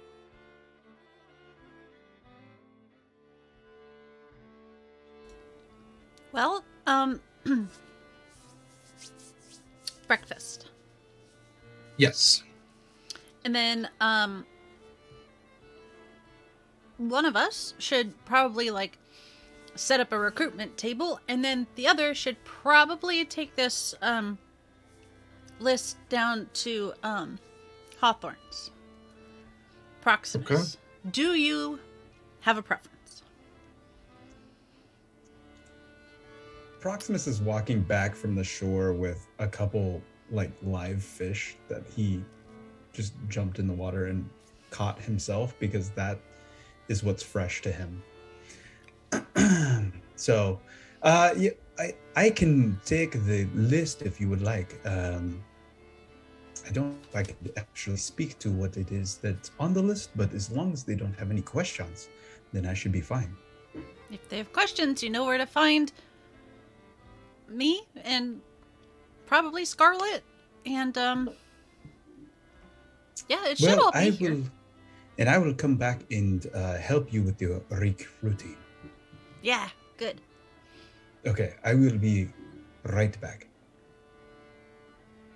Okay. So we'll come back to Wynni here, but I do want to address Wynni, where are you getting your recruitment table and where are you setting it up? Mm-hmm. So she is going to real quick like run out to Planned Parenthood and that like antique type store that she was looking for earlier. Okay. Yeah, I mean, let's see if I wrote something down for the antique store. We can say that while we're doing that, we can address Planned Parenthood. So you leave. Let's get some other music kind of going here. You leave the last lantern and get to Planned Parenthood. Let's go with this one. There we go.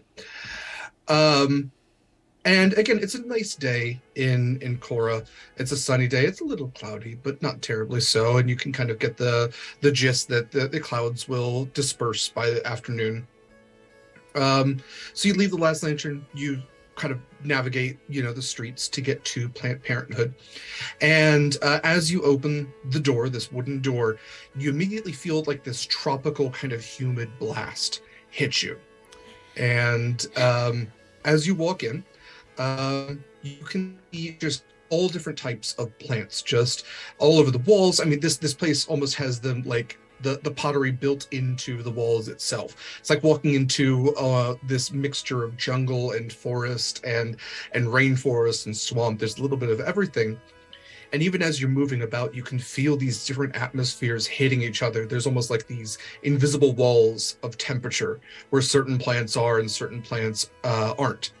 And where they kind of meet, there's this temperature, this humidity change to accommodate to each and every one of them. And just kind of walking around and climbing up onto this small ladder to spritz some water onto one of the plants is a halfling woman that you see. Hi, I'm Wynni. Oh, hello. Hello, Wynni. My name is Brenna Sprinklet, and welcome to Planned Parenthood. What can I do you for? I love it here. This is incredible. I could just... Thank you. Well, I couldn't just stay here, like, indefinitely, because that'd be kind of rude to you. But it's amazing. It's very kind of you, Wynni. I'm looking for, do you have some sort of plant, not terribly big? She's gonna make like a shape with her hands that's sort of, soccer ball size, like, ish. Easy to maintain. Like, if you accidentally forgot about it, it would probably be okay for a hot minute. But is also just sort of like a cheerful little guy. Okay. Now, when you soccer ball size, when you talk about, are you talking including the pottery or just the plant itself? Oh gosh. Probably nothing too much bigger for the pot, but also not something that needs to be like repotted right away. Like, Good note. All right. Well, Winnie, and she'll kind of, offer her hand to guide you. And, I mean, halfling, so smaller than you, but you're a small elf anyway. And she'll guide you to where there's a particularly warm area of the shop. This is Fernian fern. It actually grows in areas that are touched by the elemental plane of fire. And itself is fireproof, which makes it rather resilient and used to heat, not a lot of moisture required.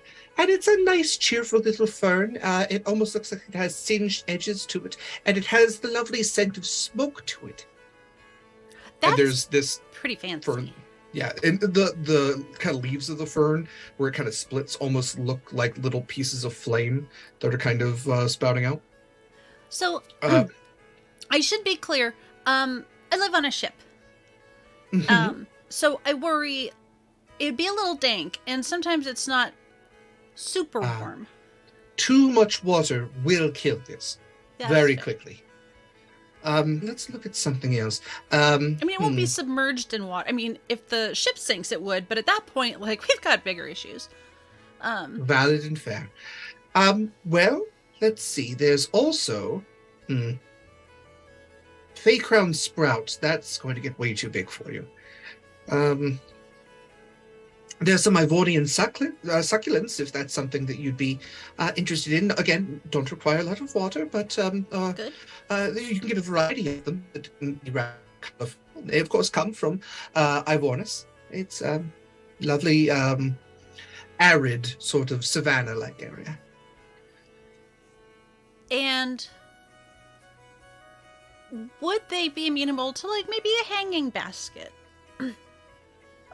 They could be, but again, they are smaller and don't tend to drape. If you're looking for something like that, we have the tropical plants from the Narrows, and she'll take you over to a much more humid area. There's Cat's Kiss, there's Black Tongue, Hanging Moon, and these are much more like tropical plants, where Cat's Kiss has like this rough kind of texture to it. Black Tongue actually has these black petals which extend outwards and almost look like a lizard's tongue. And then Hanging Moon has these silvered white tips on this hanging kind of draping fern. Oh no, they all sound perfect. And they'd be okay on a ship? I think they might be best there, honestly, with the level of... you don't want them to get too cold, but with the level of humidity that's on a ship, they do need to get a decent amount of sun. But I think the amount of moisture in the air would be actually helpful to any of them, yes. Which looks like, I guess, gothier. The black tongue. Yeah, Black Tongue. Yeah. I guess it has to be the Black Tongue. Wonderful. All right. It also makes a lovely tea, which is also where part of the name comes from. If you do drink it, it does turn your tongue black. Is it good for anything, or just like scaring your friends? Just flavorful. Okay. Also that, I suppose, pranking your friends, perhaps. Excellent. I will take it if you will sell it to me. Gladly. Yes. This should be 5 silvers for this. All right.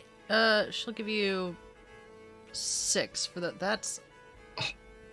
Thank you, dear. S. Okay. And it's at this time that when you actually hear the door open, there's a little bell above it, and the door opens, and this very handsome half-elf man with this kind of long dark hair that he has over his shoulders, and this like goatee, this kind of like darker olive skin, these piercing eyes, kind of walks in, and he has like a bag about this very like kind of casual but handsome dress to him, and he looks down towards Brenna and just smiles, and then looks up to you and nods. Good morning, Brenna. I don't mean to interrupt. Business, but whatever you have a moment. Oh, I think I'm done here. It was very nice to meet you, Brenna. I'm going to be a good custodian for this plant that doesn't have a name just yet, but it will. Probably. I appreciate this. She takes her hands. I appreciate that so much, dear. You take good care of it. And I have included, and she kind of like takes a little folded piece of paper, sticks it in the plant, carrying instructions there for you. Perfect. Thank you. Goodbye. On her way out the door, she's just going to let out like a very low whistle to herself. Excuse me. And when you can overhear this gentleman asking for dragon horn, which is you can roll a nature check. And Wynni might know what this is. Maybe. Dirty 20. Oh yeah, right. Is a very pretty flower, which kind of is conical to the point where it comes to a point and looks like a horn, and they're very colorful, so they're called dragon horn. Also, because they come from Terraconis, the homeland of Dragonborn. And it seems like he's getting a bouquet for something. All right. Fancy. Let's cut over. Okay, so Wynni, we've addressed that. We will get to your table here in a moment. We're going to cover Proximus real quick. So Proximus, you are delivering the order to Hawthorne's.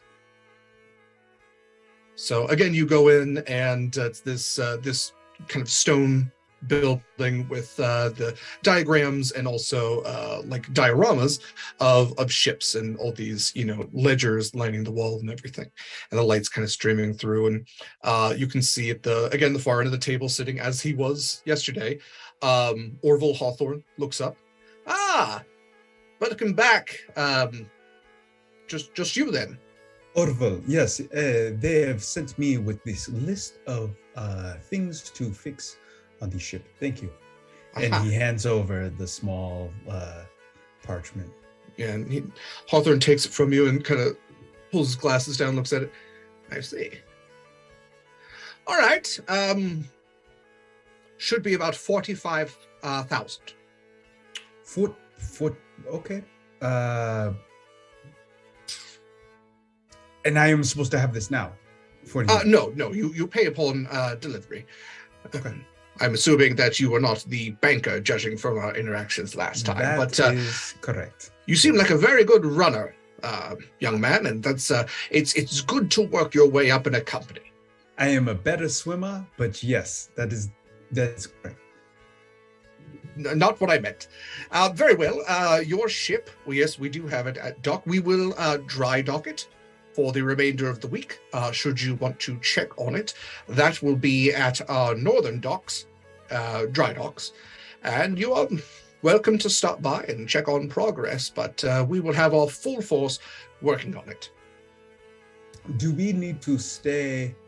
I mean, as you said, we can come and visit, but do we need to get anything off of there if we need to get access to things, or will we have access to them? You will have limited access. Judging by these orders here, we're replacing your entire hull as well as several serious aspects of your ship. If you need something off of it, I recommend getting it now. Okay.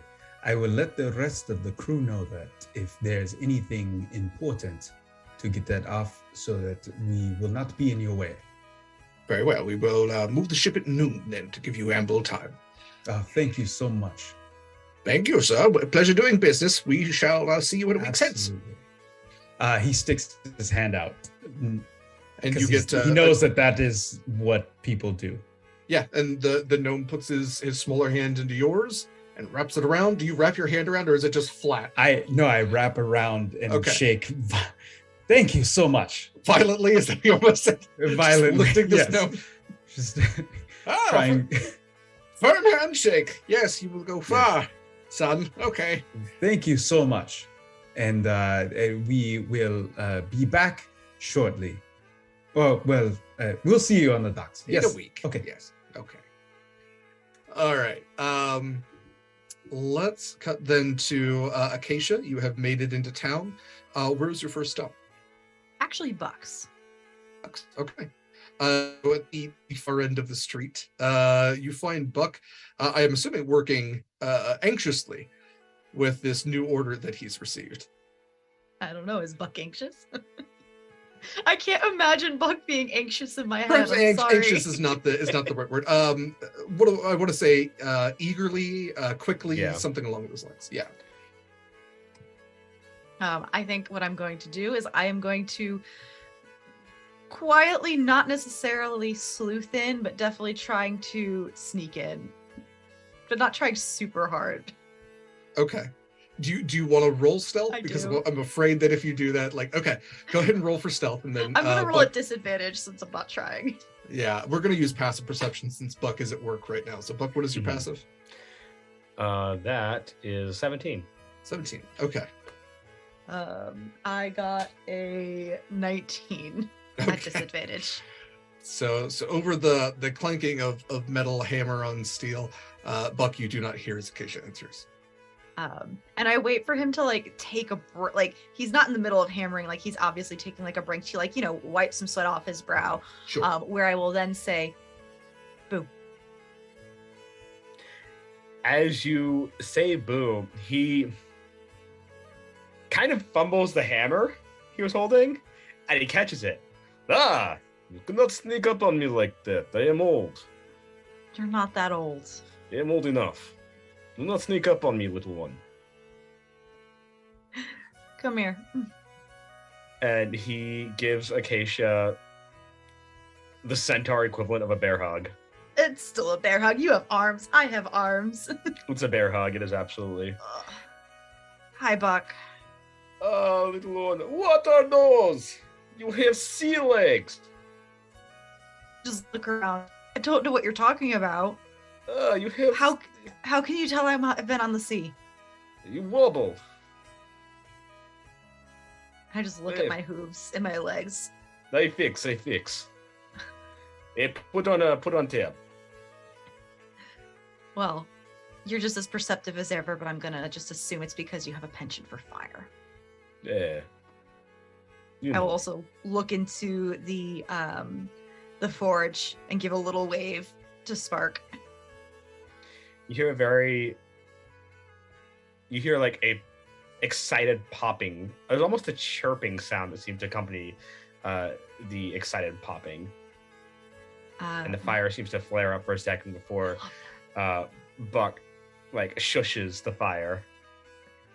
Calm down. You'll burn it. I actually, one, I missed you. Two, I'm here to invite you to dinner and potentially go on a day trip. And three, give you warning that you might be meeting some companions of mine looking for big booms. I have met them. They have met the herd. They're my herd now. It seems like it. They like you well enough. They're handy. No, I'm glad they found you before and did well. And that the place is still in one piece. For now. For now, but Wynni has her own experiments that she does, so. Is that so? You will have to butt heads. Please don't. I think you'll crush her. Exchange the ideas, yeah? We will have meet in mind. Yes. Also, I will be meeting some of the herds, the actual centaur herds, and Darius told me to take you with me. I see. That sounds like something he would do. I'm just relaying the message. I'm so busy, and this will not do itself. But I bet I can beat you there. I bet I can race you there faster. Every time. You're not even gonna fight me on this. You've challenged me. I cannot back down. Perfect. That might be a today thing. So I have to go shopping. I have to invite everyone else to dinner, and then we might go. If I can drag everyone else. At least Wynni. Wynni wants to go. Wynni seems like she wants to go everywhere, all at once. Yeah, that's a very accurate assessment of Wynni. And Proximus does not seem like he's sure where he wants to go. That is also very accurate. It is a strange team, but balance. And you haven't met Scarlett?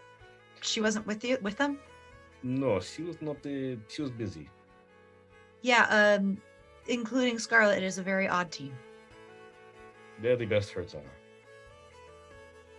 Varied talents, varied eccentricities. Anyway, you should pack up your equipment so you don't burn everything down, and we can go find the rest. And maybe you can help me pick out a quantity of food so you're not starving tonight. Yes, and he turns to the fire. You'll be good now. You burn anything down, you pay for it. It's coming out of your food budget.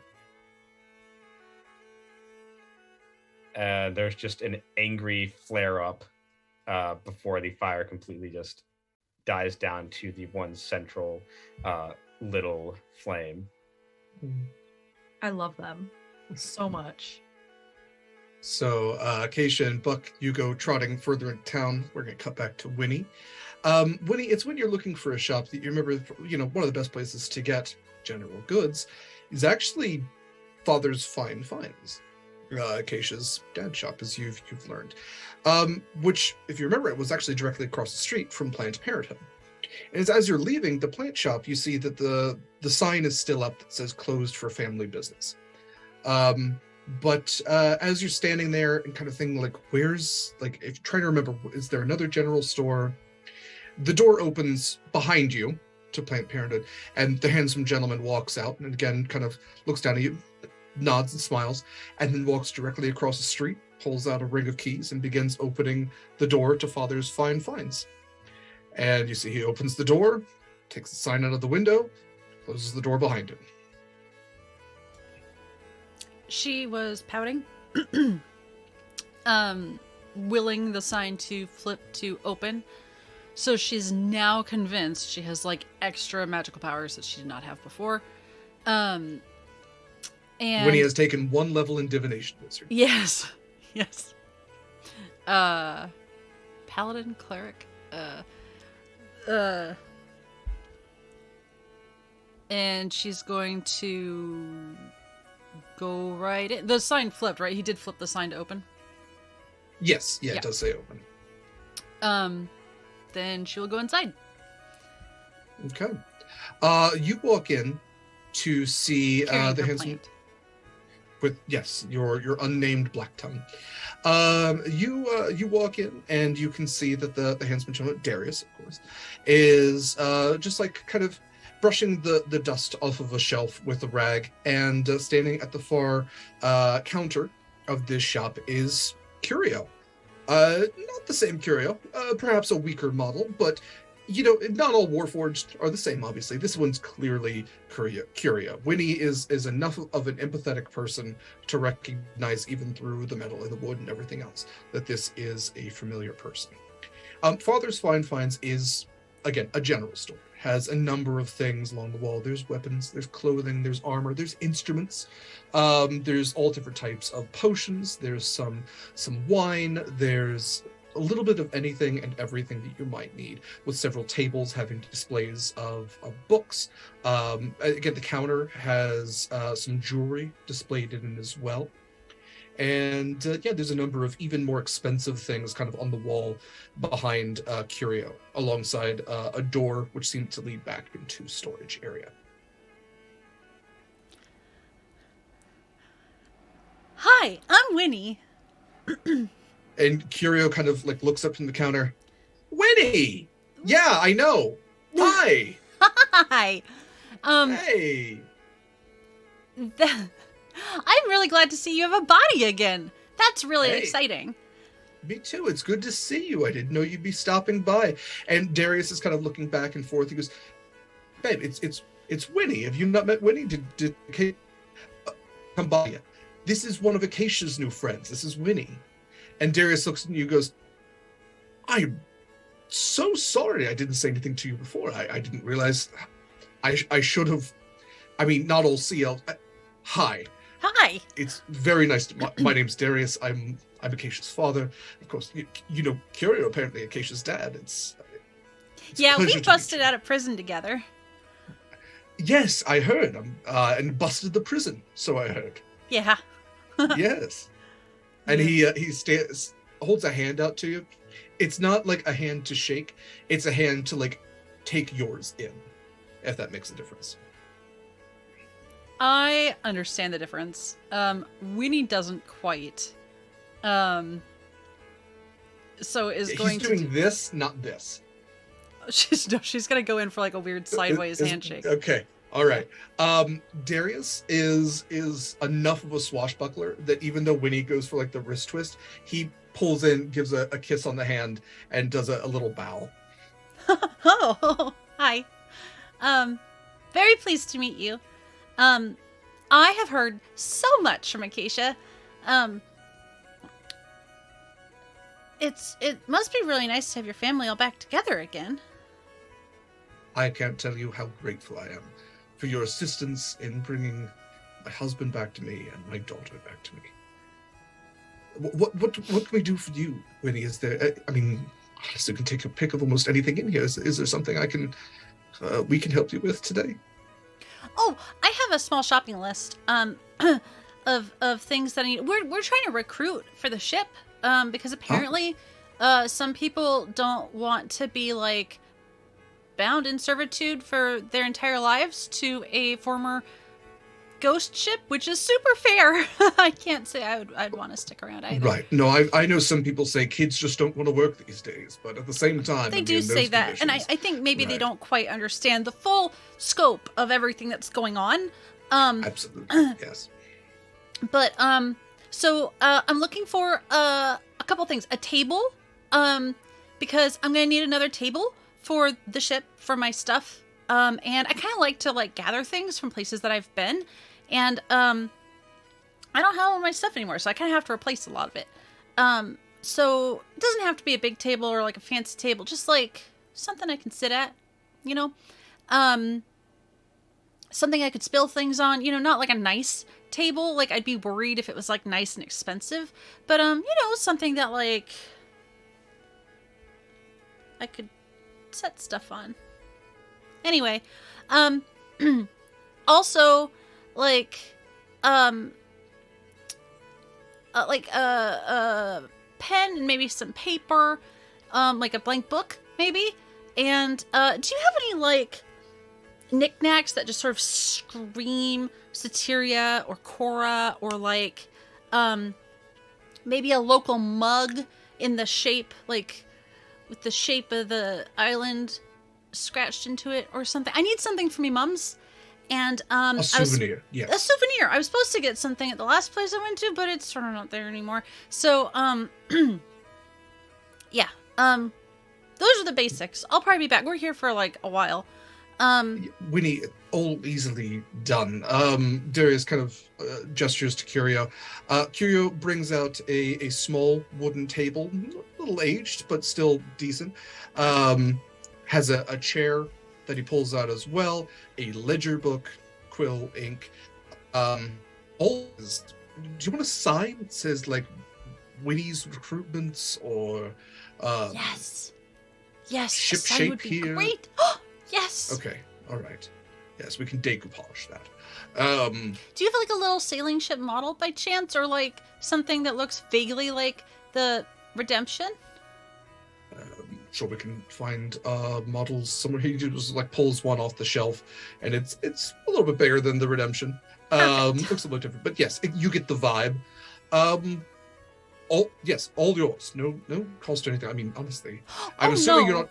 I'm assuming you're not taking the table aboard the ship. This is consider it a rent.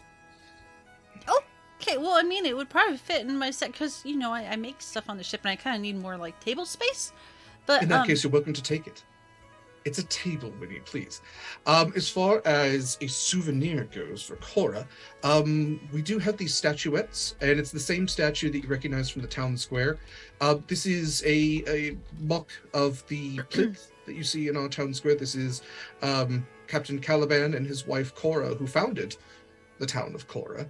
And of course, you might have seen the statue outside. That's is it like a good statue, or like a we're probably going to tear it down in the next 3 years sort of statue?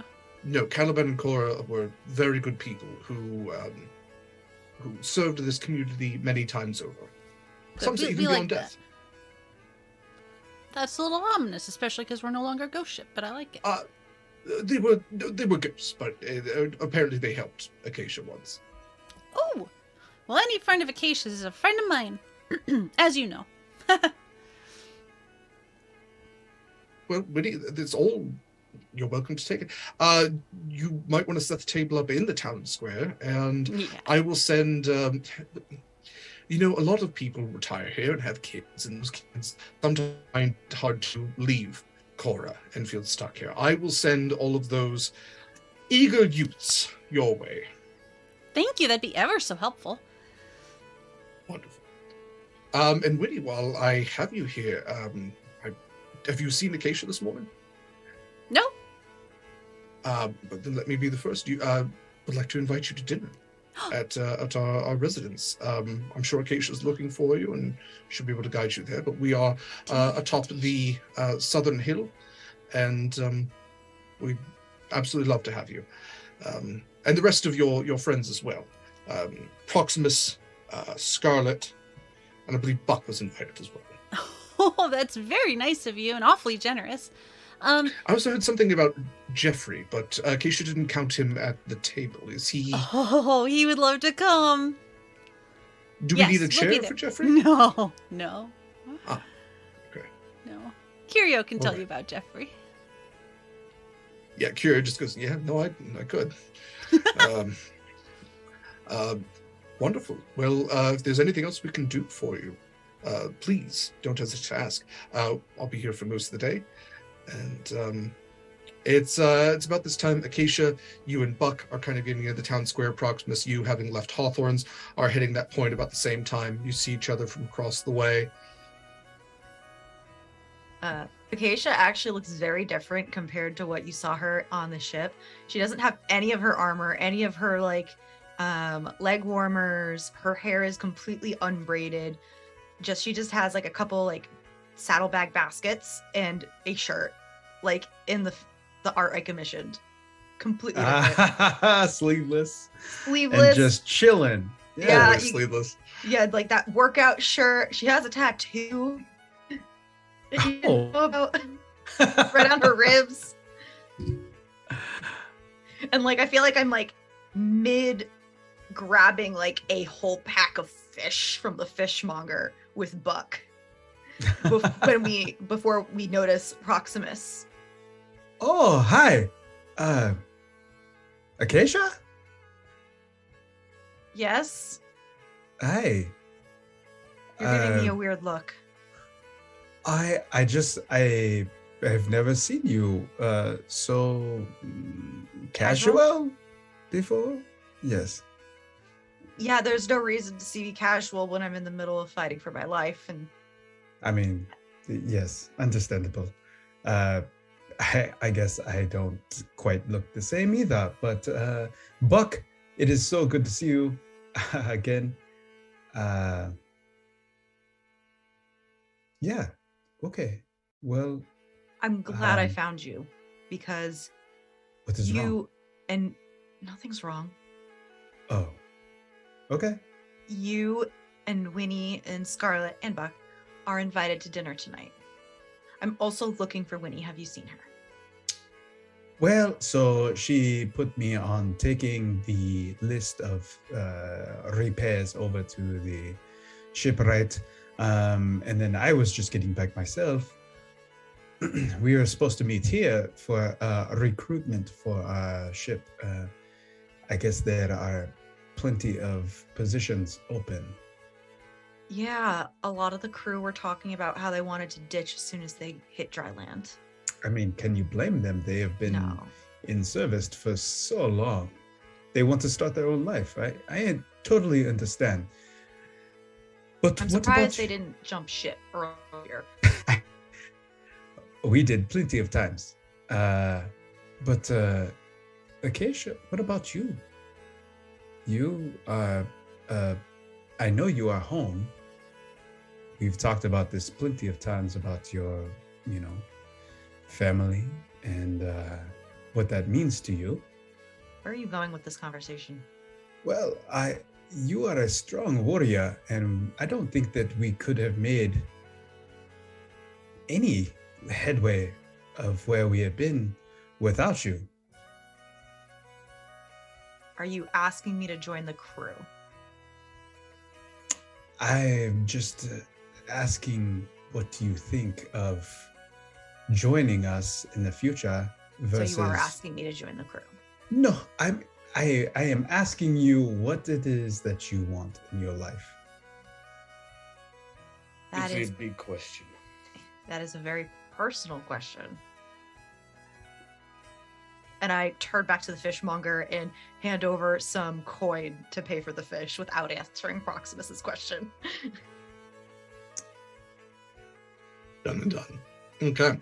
It is about this point that, Wynni, you are leaving with Curio helping you to carry. Curio's carrying the table. We'll say you have the chair with the little ship on it, and your ledger, and your little souvenir. We can say you put in your bag. Was that okay as a souvenir? There were other options. Oh no, that's perfect. Okay.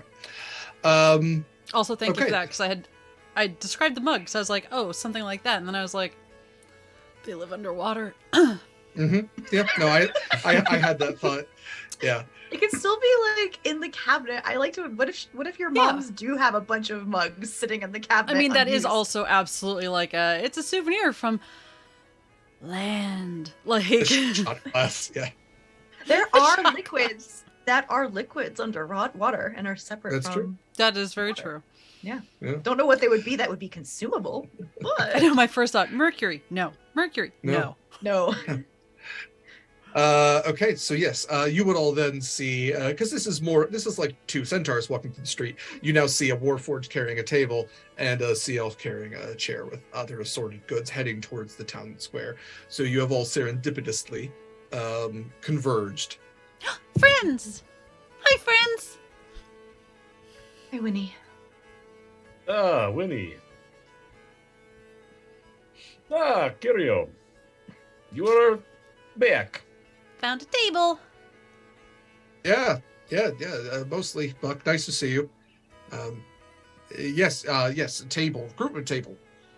And he sets it down in an otherwise unoccupied corner and unrolls this sheet with some paint and starts painting, like hiring crew today.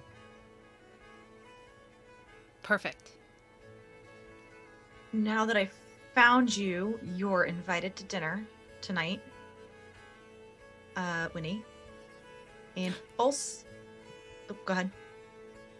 No, I was just gonna say that your dad just asked, and it was very nice, and it's very nice of you to also ask me. So yes, I will be there. Proximus. Dinner. Yes. Proximus just kind of hugs Curio by the shoulder. Oh. Hey, bud. I am so happy that you are okay. Hey, I'm happy you're okay. I heard that you guys. I too have heard of this legendary beatdown. Yes, the last time I saw you, you weren't in the best of shape, so I'm glad that you are back. I was in a And- sphere. It's called a sphere, Proximus. It's a joke. No, Proxy, I have lived lived in quotations, a very long time. You're older than And- dirt. I'm older than this ocean, that's for sure. Wink. It's hard to take me down, you know? So I appreciate your concern, and it is good to be back. Honestly, I'd like a little bit nicer model than this, but we'll work our way out that way. I just know what you mean to Acacia, and Yeah. I am very happy that you are back. And yes, I will come to dinner and enjoy in the family atmosphere. Good. Be glad to have you. Dietary restrictions? Anybody? I am I- always here to eat something new. Yes, I am. Okay. I completely forgot to ask you two, and I look at Wynni and I look at Proximus. Gluten, soy, shellfish. Do you two eat Nuts. fish? Oh. Oh, yes. Of Yeah, course. Okay. Yeah. So it is like just a natural. Okay. Good. I thought I had They a aren't feeling. fish, honey. Other fish eat fish. It's Yeah, fine. that's the logic I It's was a good following. question. I haven't found Alright. anything I can't eat yet. Oh. I mean, Protein is protein. yeah, like I'm not You gonna shouldn't eat eat that rocks. statue, but Just throwing it no. out there. Yeah. Okay. Well, I mean, but is not salt a rock? Salt is a rock. You eat lots of salt. Salt is a rock. That's a good point. Salt's a All mineral. right. Well, this. Sorry, that was Mayor. I don't think you should know that. Yeah, how dare you? Mayor got a degree for this. Sorry.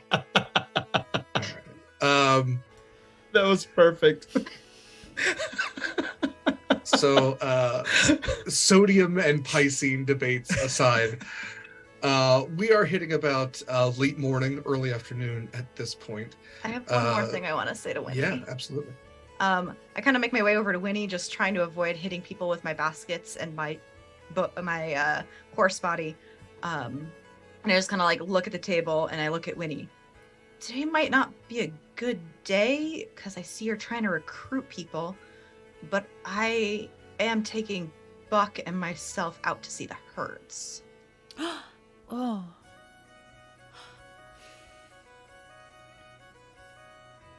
Oh. I look at I look at Curio, and I look at the table.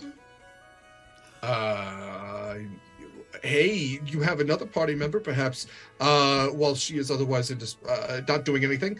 She could run the Jeffrey. table. No. Not why? No. Like when you say his name, just like Winnie's bag twitches a little bit and you hear a little like whirring noise and then it settles down. Just like pokes his head out. Whirr. Jump. Jossum. I Awesome. think, you I'm know, not a good person for this. It's irresponsible to rely on me. it's so hard to dab inside a bag. It really is, yeah. You're starting to get like this line across the leather of it.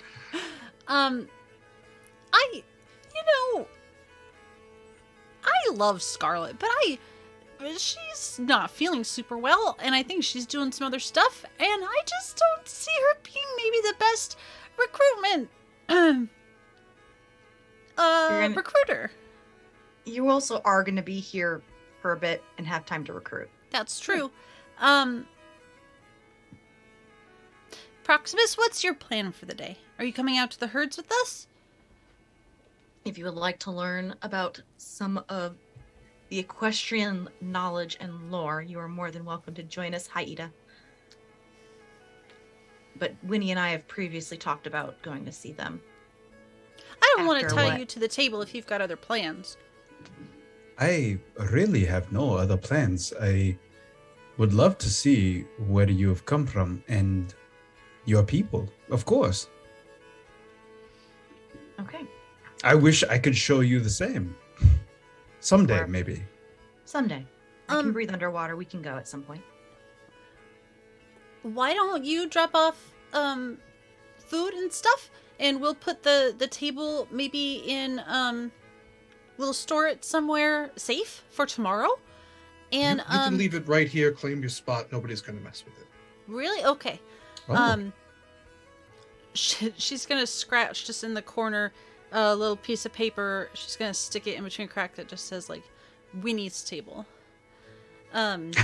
You know, that's the nice thing about living in a town with all retired criminals. You really don't have to lock your doors at night. If somebody's gonna break in, they're gonna know how to unlock it anyway. It is a very tentative thread of trust. A little bit of courtesy gives them something to do for 10 minutes or so. Do you like the challenge? It's like scratching old itch. Also, trying to steal from a thief is and her voice, her face gets a little flash of anger on it. Is a foolish idea.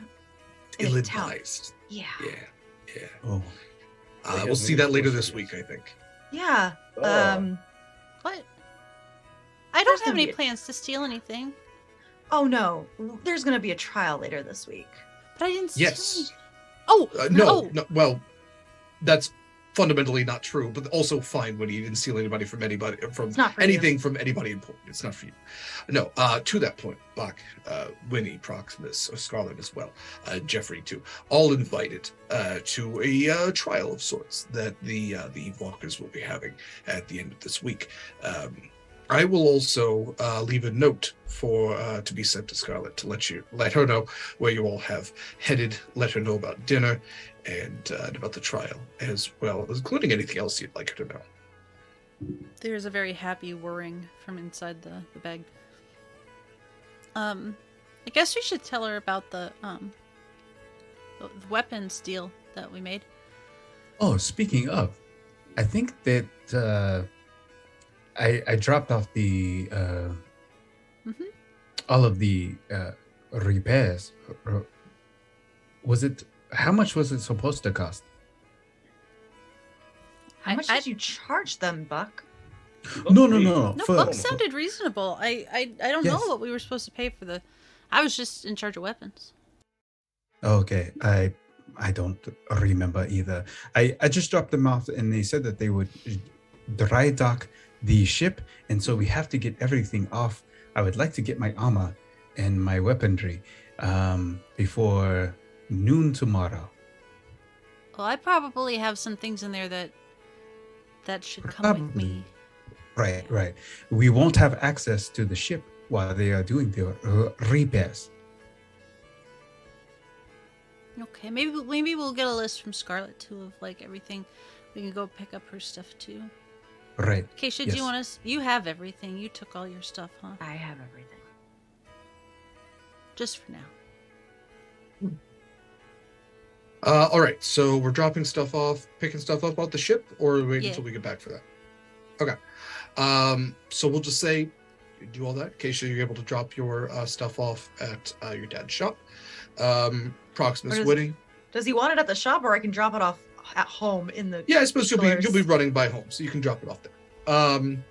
Proximus, Wynni, you are able to get the stuff that you need, as well as stuff Scarlett needs off the ship, convey that to the other sailors adequately enough. At that point, you four at least, will be kind of passing by Acacia's home. Are you, Acacia and Buck, allowing the other two to ride on your backs as you go out to the fields, or are you expecting them to find their own means of conveyance? I was gonna offer, but Okay. I can't carry both. Yeah, Correct. Buck would. Okay. So Hooray. I'm assuming, correct me if I'm wrong, we have a Wynni, Acacia, Proximus, Buck sort We of gotta deal get going on? The thick boys together. Yeah. So Proximus will experience for the first time the sensation of riding a horse, which is probably something very new to have gravity affecting you while you're riding something like that. Wynni and Proximus, you two might want to hold on very tight. I did challenge Buck to a race, and I'm going to win. We can hold on very Oh. tight. You will not win with your seal legs. I've Both always been arms, faster. both Proximus's meaty arms around Buck's waist as he Also- holds on as tight as possible. Also, as a reminder, they're both bareback. Yeah. That Oh is yeah. Yep. That is absolutely correct. Hug with your knees, kids. Yeah, I don't know if like Buck has like a blacksmith's apron. Maybe you can hang on to the straps on the back of that. Maybe Right. Acacia has something on the back of her deal. At Oh, this Okay. point, oh god, no! But you go so fast. just Yeah. hugging the torso. 120 feet around. Oh, yeah. I was gonna It's, let Jeffrey out so that he didn't get jostled, but he's so slow. Please don't Yeah, do that. even if I flew, I would be way behind. Yeah. Oh yeah. Okay. We're gonna say Acacia, you drop stuff off at your home. Proximus, Wynni, you get a brief view of Wynni's very like seaside sort of cottage. It's at least it's the top of the hill, overlooks the sea, overlooks the rest of Cora. The nice garden, the fence. It's very nice and very idyllic. And then from there, Acacia and Buck go sprinting off towards the plains. Proximus, you in your life have never seen this much green. It is just these sprawling fields with these hills kind of surrounding it into this valley, this valley where you can see trees and you can see just these open fields, the sea of grass and not water. And it's absolutely beautiful as you are being jostled on the back of this Clydesdale. You see butterflies and birds flying overhead, and this smell that you've never smelled before of just what these like a field of grass kind of has it. This pollen that you've never really experienced before. Like you even get to the point where you can almost not smell the salt in the air on this island. And you all race for several hours. Well, not race for several hours. We'll say that at a certain point, things do slow down to not give you points of exhaustion. But a couple hours go by. We're getting into early afternoon at this point, and you crest over a small hill, and that's when you all can see a small herd of familiar shaped individuals. These centaur beings. There's maybe somewhere between 50 and 75 of them. Some smaller ones as well, which you can determine to be the foals, the children. And even alongside them are actual horses, seem to be wild horses that run with them as well. And they have these, they're not running, they're not moving right now. They seem to have stopped at this point and have set up some tents, single poles with or kind of double poles with the canvas to kind of go over it to give them some shelter. And there's fire pit that they've built as well. And otherwise seem to be either some racing off in the far distance, other ones have kind of knelt down in the grass and are conversing with one another. It's a herd of centaurs. What would you like to do? I want to walk up to next to Buck, and just kind of like gently put a hand on his big muscular arm. Do you want me to introduce you? I don't know if you knew one. How do you want me to lead off on this? I do not know anybody from this herd, but if you wanted to introduce me, I would not say no. Okay. We'll start out with the people I know best and then work our way from there. And if you want to wander off, they're all pretty friendly. As long as you're not going to cause trouble. Not today. I didn't think so. Right. I'll look back at Proximus and Wynni. Ready? Yes.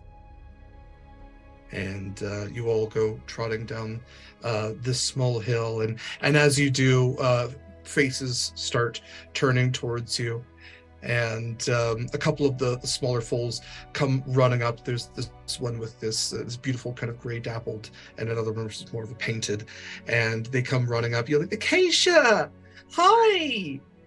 And Immediately just ruffle their head. Hey kids. Hi, it's been a year since we saw you. We missed you. And you've gotten big, really big. I have, yes. Who's winning the races this time? And I look between the two of them. So it's a small boy, small girl, and the girl goes, I've always been faster. And he's like, That's okay. yeah. It's okay. It's just for fun. Yeah, I'm still fast though. Good. Have you two seen Bass?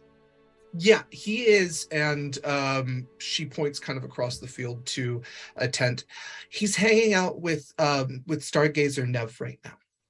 Okay. Are they hanging out where they can be bothered, or do I need to wait? Oh, I always bother people. Yeah, good point. I'm gonna go bother him. Okay. Are you staying for dinner? No, we have dinner back at our place. We have guests tonight. Okay. But I'll I be think- back. I'll be back before you leave. Don't worry. Okay. We'll be here for a little while. Go run off. Bye, Keisha. And you can see kind of where she pointed. There's a far tent, and there are two centaurs that have both kind of knelt down in the grass and are kind of gazing up at this afternoon sky with the sun kind of behind them at this point. And they seem to be looking up where the moon has already started to appear in the sky. And as you all get closer, you can see that there is a younger male with like this chestnut brown kind of body to him. And, he has this like kind of leather top to him and some straps around the equine body.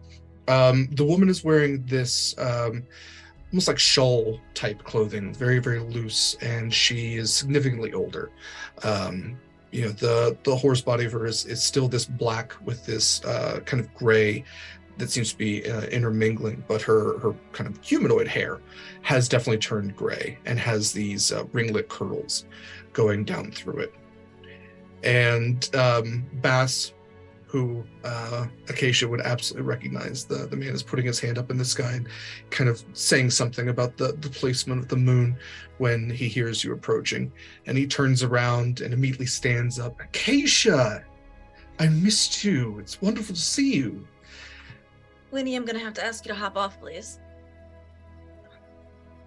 And he comes over as Wynni hops off and gives you a really big hug. And I'll do like a couple circles, like to stand next to him and just like throw a shoulder over, look at the rest of the three companions. This is Bastion, an old friend of mine, and his grandmother, Stargazer Nev. And I'll incline my head at the older centaur on the ground. This is Proximus, Wynni, and Buck, which I don't know if you've had the pleasure of meeting. I have not. Please, my friends, call me Bass. You are friends of Acacia. You're friends of mine. Welcome to our herd. And he kind of gives a nod to Proximus, a nod to Wynni, and looks to Buck. It's very nice to see. It's very nice to see you. And at this point, the older Stargazer Nev has struggled a little bit to get up, but she gains her feet, and puts her hands together. Hello, all of you. Acacia, always a pleasure to you. It's lovely to see you. Sorry to bring uninvited guests. Bass kind of looks at you. No, I mean, what are you talking about, Acacia? It's fine. We always have enough to go around. I know. It's just different circumstances. We might be nags and pestering with questions today, if you have the time. Honestly, it's not completely a social visit, and Nag is a bad word in horse. You're not a nag. we might be annoying. Ugh, you're always annoying. It's not no. Excuse you. Hmm. You're no. going to talk with all the banging in town and explosions. Is useful. That's Oh, you. Where's you all the way out here? Ah. Perfect. Nice. That's Music one way is to working. communicate. Yes. Acacia, it's a surprise, honestly. I had heard last that you were off Cora, off Soteria, even. Dad got himself thrown in jail. Kiryu has finally chewed off more than he can bite at. He had a good reason to leave, but it didn't help that we had to go get him. Huh. Okay, well, you got him back? We got him back. That's wonderful. A little beat up, but he's alive. Does he still have the issue with his finger? The little... It's an old model. I will fix. He needs an upgrade because he has the spare, and the last one was crushed under thousands of tons of water pressure and rock. Ugh. That is not great for anybody. No. They tend not to last long under those conditions. Challenge accepted. Well, like I was saying, it's wonderful to have you all here. Acacia, did you want to take a walk? Did you want to have a conversation? I kind of look at Wynni, a little bit at Proximus, but mostly at Wynni. We actually came to talk. Wynni, did you bring the thing? The shard? Do you have it on you? Oh, always. She'll dig in her bag and pull it out. Jeffrey will probably actually bring it out. One Very little hand helpful. like He reaches just out. kind of comes up holding it. When he does, Stargazer Nev's eyes kind of light up, and she walks towards you and holds out her hands. May I? She'll nod at Jeffrey, who will deposit it gently into her hands. And she kind of nods at Jeffrey. Thank you. Sweet boy. Acacia. You found one. We found one.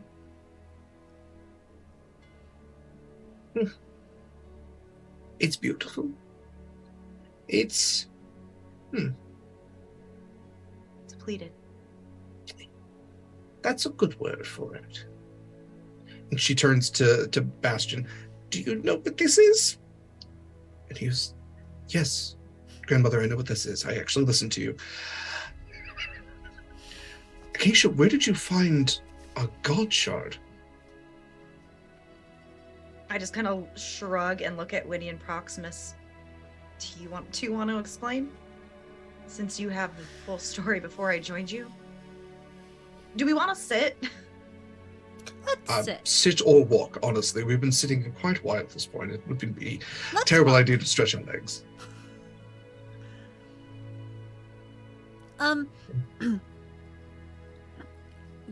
She'll start walking and then realize that she has no idea where to go, so she'll wait. Well, you see, it started with a ship. No, it started with a mission. Okay, no. Look, okay, so there's a compass, right? That kind of points the way. Pointed the way. And we found it. That's not so good. Proximus, do you have a better... We were all in service of a demigod. We did not know. She It was sent us on Eula. a... You probably know Eula. Right. We didn't know what mission she sent us on, but it was to find this. And when we did, it gave us powers beyond compare. Once we killed her, we noticed that she wanted this more than anything, to raise her powers beyond compare. But when we put her down, these powers faded from us, from all of us. Yeah, also the world is down a demigod. Oh. And a prison, but that's not really related. This is, Has anybody told you they tend not to like it when you do that? No? We didn't really ask anyone, though, to be fair. Ugh. She kind of forced our hand. Ugh. I mean, that wasn't our plan originally. It was Boy. either give her more power or take it and fight her Yeah. off. Yeah. Nev kind of stops and looks towards Proximus, and she's been holding the shard this entire time. And she outstretches her arms and offers it to him. I don't correct you, dear boy, but this doesn't give power, not necessarily. And she'll hand it over to you. And when she does, she places a hand over top of your hand.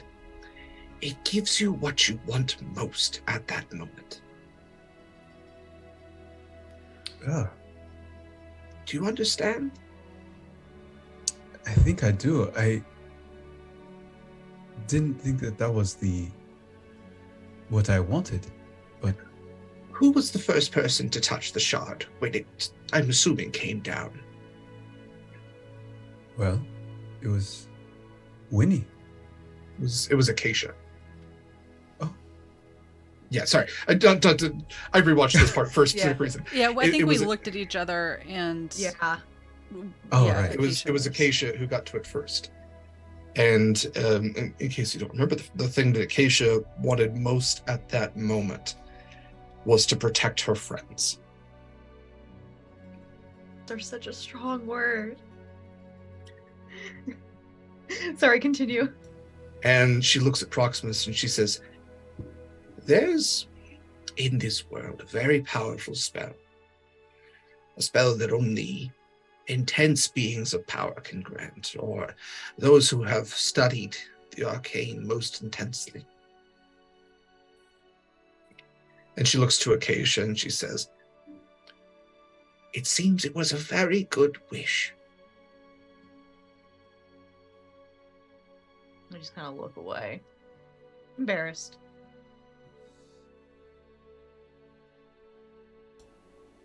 And yes, Um, it is depleted now. But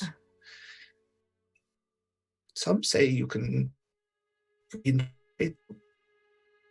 And it seems there are plenty more up there. The device used to summon them is also depleted. Yes, I know plenty more of those. Plenty more of those.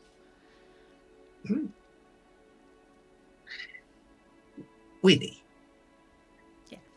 did your parents ever tell you the story of the shards and what they are? I don't think so. I heard a lot about the baby manatee.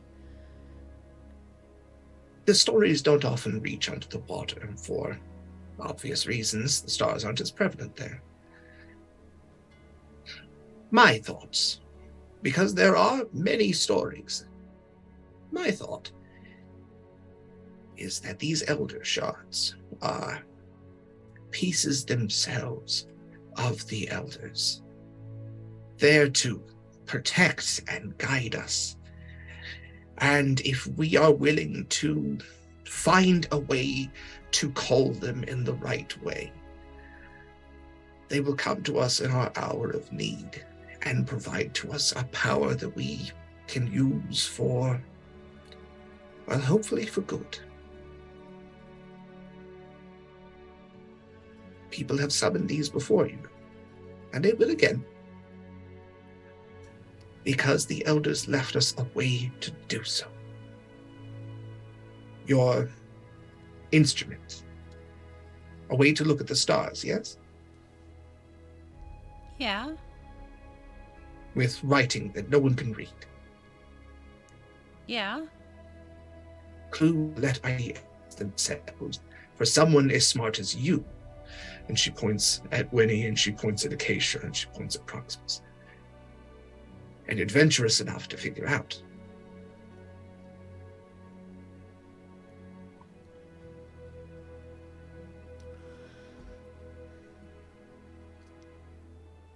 So, you're saying we might not even need the compass? Just if we need it hard enough, it'll show up. Things take time. Energy is never truly gone. Sometimes it just needs a little bit of rest. But That also, sounds more scientific. I would never assume that what you have is one of a kind.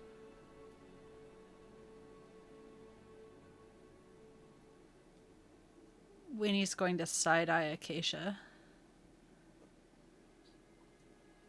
I'll just side eye you back. A lot of side-eye going on here. I'm just thinking, like, if there's others to be found out there, maybe it wouldn't hurt to go look for them. Need some researching first to see where they even exist, because Eula couldn't even get these without you, and you had to go through hoops to get them. But we found them. I would not advise you to search for these just for the sake of searching. Then you will find nothing but peril and disappointment, or worse. Search for these for a good reason. These things can be dangerous in the wrong hands.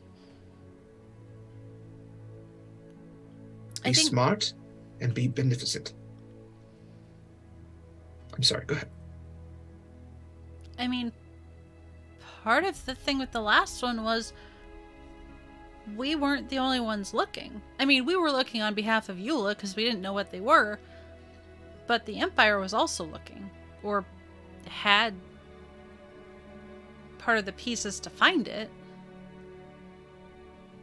Wynni, if you summoned this from the sky, you were not the only ones to see that happen. You will never be the only one searching for this.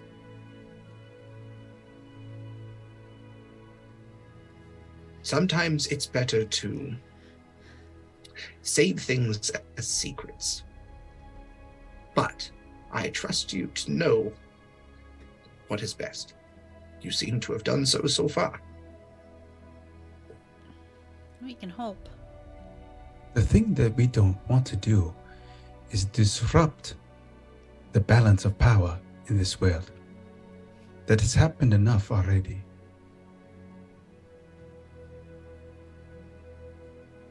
If you say so.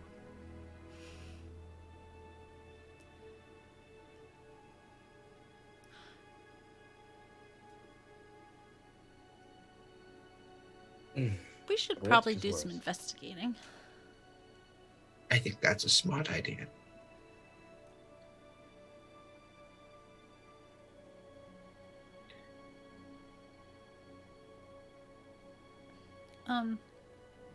Sorry, I'm muted. I was gonna say, what I said was, or some soul searching, to the investigating, and then, sorry, Buck, did you mean to say something? Well, I was just going to say that while your intentions are pure, Proximus, there will always be power imbalances in the world. These are the courses of nature. But eventually everything returns to a center. Balance is found. But not without conflict or strife. All we can do is our best. Balance in all things. Well said, friend.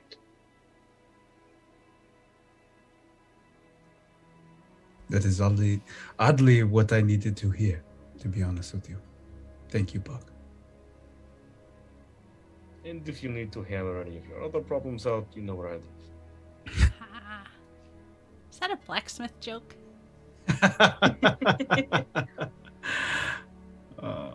Is there... How would we know the last time someone found one of these shards or used it? I would say, in that case, to read through the history books. Look for mentions of falling stars. Look for mentions or times in our history where there were massive uprisings or points of turmoil or changes to things, good or bad. All of these are signs of someone getting their hands on a star. The killing of a demigod is no small thing. No, it was pretty a big thing. The deluge was no small thing. I was about to ask, was the rising of the seas because of a shard? I believe what?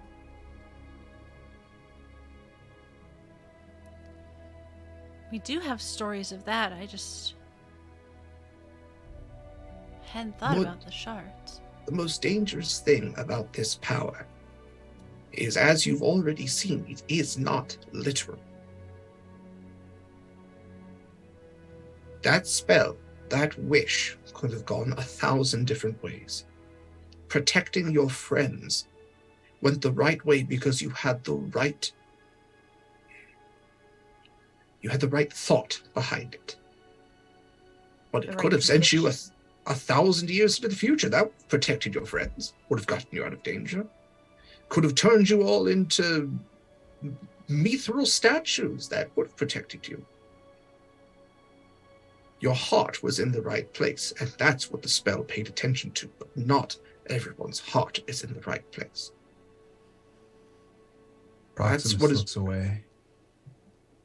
That's what is most dangerous about these.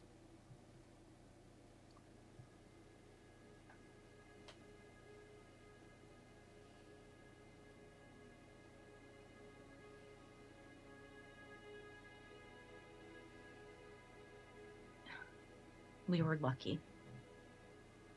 We were very lucky.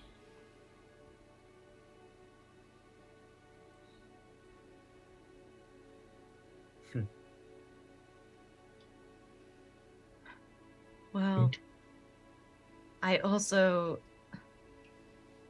did answer some questions, but I know I told Wynni I'd have her hear the stories from the source that I learned, so if it's okay, and okay with everyone else, I look at Proximus and Buck. We might stay for a little bit and then head back for dinner. I'd love to hear them if you don't mind. I would love to tell them. Oh, we could give Bass some practice since he's gonna take my job here pretty soon. You studying? home. Yeah, Bass actually looks a little shocked. He goes, "Yeah, Grandma, when you die, can you stop telling people that?" Buck is. Legends never did. Are you? I never asked. Are you from Soteria? Buck, are you from Soteria? No. Okay. But this does remind me of home. I knew someone who would very much like you. You have given me much to think on and more to hope on. From our herd to yours, Buck, it's nice to meet you. And you're always welcome to run with us and to dine with to anything. You're always welcome. Snappers into shape. That too. And at the invitation, Buck bows. And it's not just from the human kind of bow, it is a full-on, like, horse bow. Mm-hmm. Of, like, the deepest respect. And as you kind of, get back to your feet, you feel a tug on your tail and your horse tail. You turn around, there's a couple of kids that have kind of like pulled on it and are like running away. I love because you're new and exciting. Uh-oh, better watch out. The big old blacksmith is going to catch you and turn you into statues. And he chases after the kids. Oh, that's terrifying, but adorable.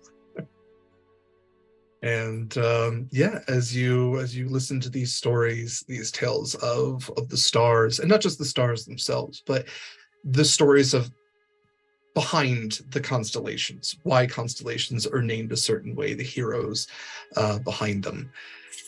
The hours pass, and it grows darker to where the point where you can see these stars.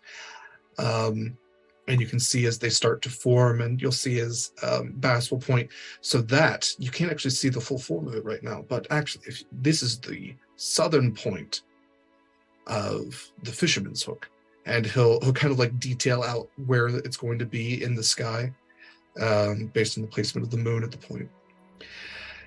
And as it gets darker, he finally like stops himself almost mid-story. Acacia, I'm so sorry. You said you had somewhere to be tonight. You couldn't stay for dinner. Am I holding you up? I look at the time, quote unquote, and I look back at Wynni and Proximus and Buck. Maybe lunch tomorrow. This isn't the first time that this has happened, so. So you're gonna reschedule your dad's dinner? I have stayed out much later by accident on more than one occasion. Okay. Are you going to send word? I can't. You're psychic. I have to be within sight. Oh, shoot. Oh, shit. I do look at Grandma Nav.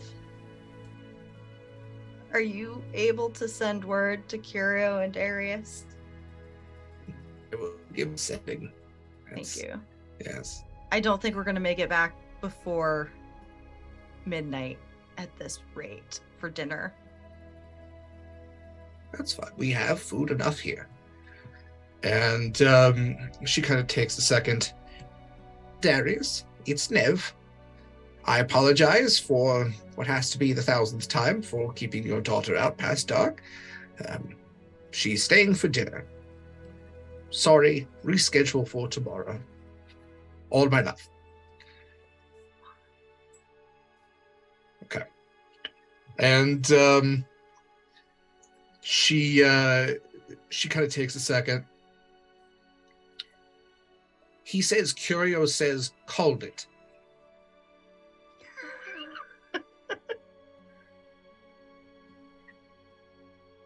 If you could, there is a crewmate that is also expecting dinner. Ah, yes. You said her, right? Scarlett. I'm assuming. Scarlett, do we have a last name? Yours. Okay, then. Hello, Scarlett. You don't know me. My name is Stargazer Nev of the centaur herds. Not important. Acacia is rescheduling food. Tomorrow, lunch. Sorry for the inconvenience. Also, I wasn't actually counting, so I assume we're close. Okay. With that, then you all, there's like this cauldron going, like this community meal sort of deal. This stew as the night has gone a little bit colder here away from the waves, but where the wind, it's not Oklahoma, but it is where the winds come swooping down the plains, or down from the hills at least. And you all are kind of treated with these simple carved wooden bowls, and this simple stew, which seems to be made from just what's hunted and gathered from the area, but it's filling and it's warming, and the stories continue about the stars and the constellations and the movements of them. And you all look up to what you would probably see out at sea, even away from all the light here in this central plain. You see the twinkling that you guess might be elder shards, and you see just this sprawling sea of twinkling white lights. Okay. I thought we would get to the trial today. I don't think we will. So we are actually going to go ahead and call it a night tonight.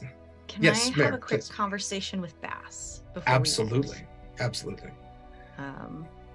At some point, like right after dinner, or like when he's finishing up and everyone's listening to stories and talking around the fire, I'd kind of like to just do that thing when you want to talk to someone, just give a little like, let's go take a walk type of head motion.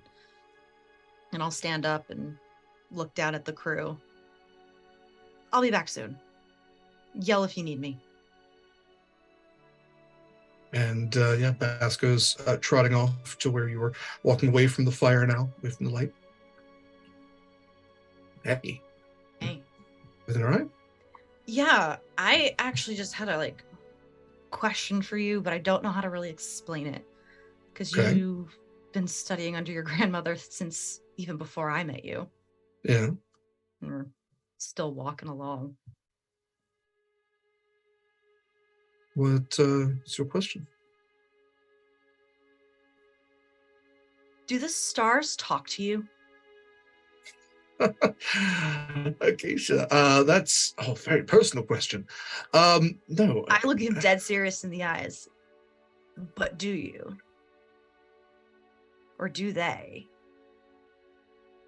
Literally, no, but metaphorically, figuratively, yes. In a language that I'm not sure I ever learned, but one that I know, yes. This is where everyone gets it wrong. The stars, the constellations, don't just tell old stories that have already been told. They're constantly telling new stories. That's what I... Go ahead. New ones, or are they recounting what's happening? What's the difference? I just give him a wry smile. Every story has already been told, Acacia.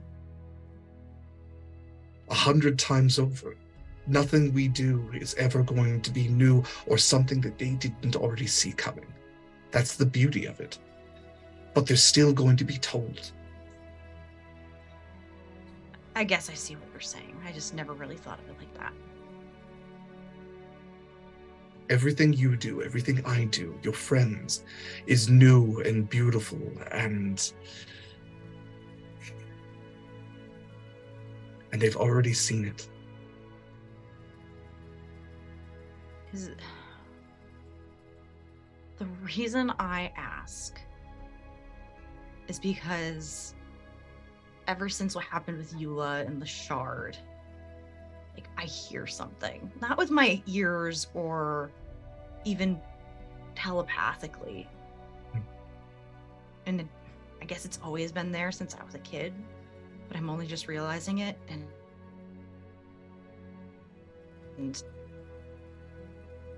please tell me, I know because I've been lost and I can't, crying at Acacia.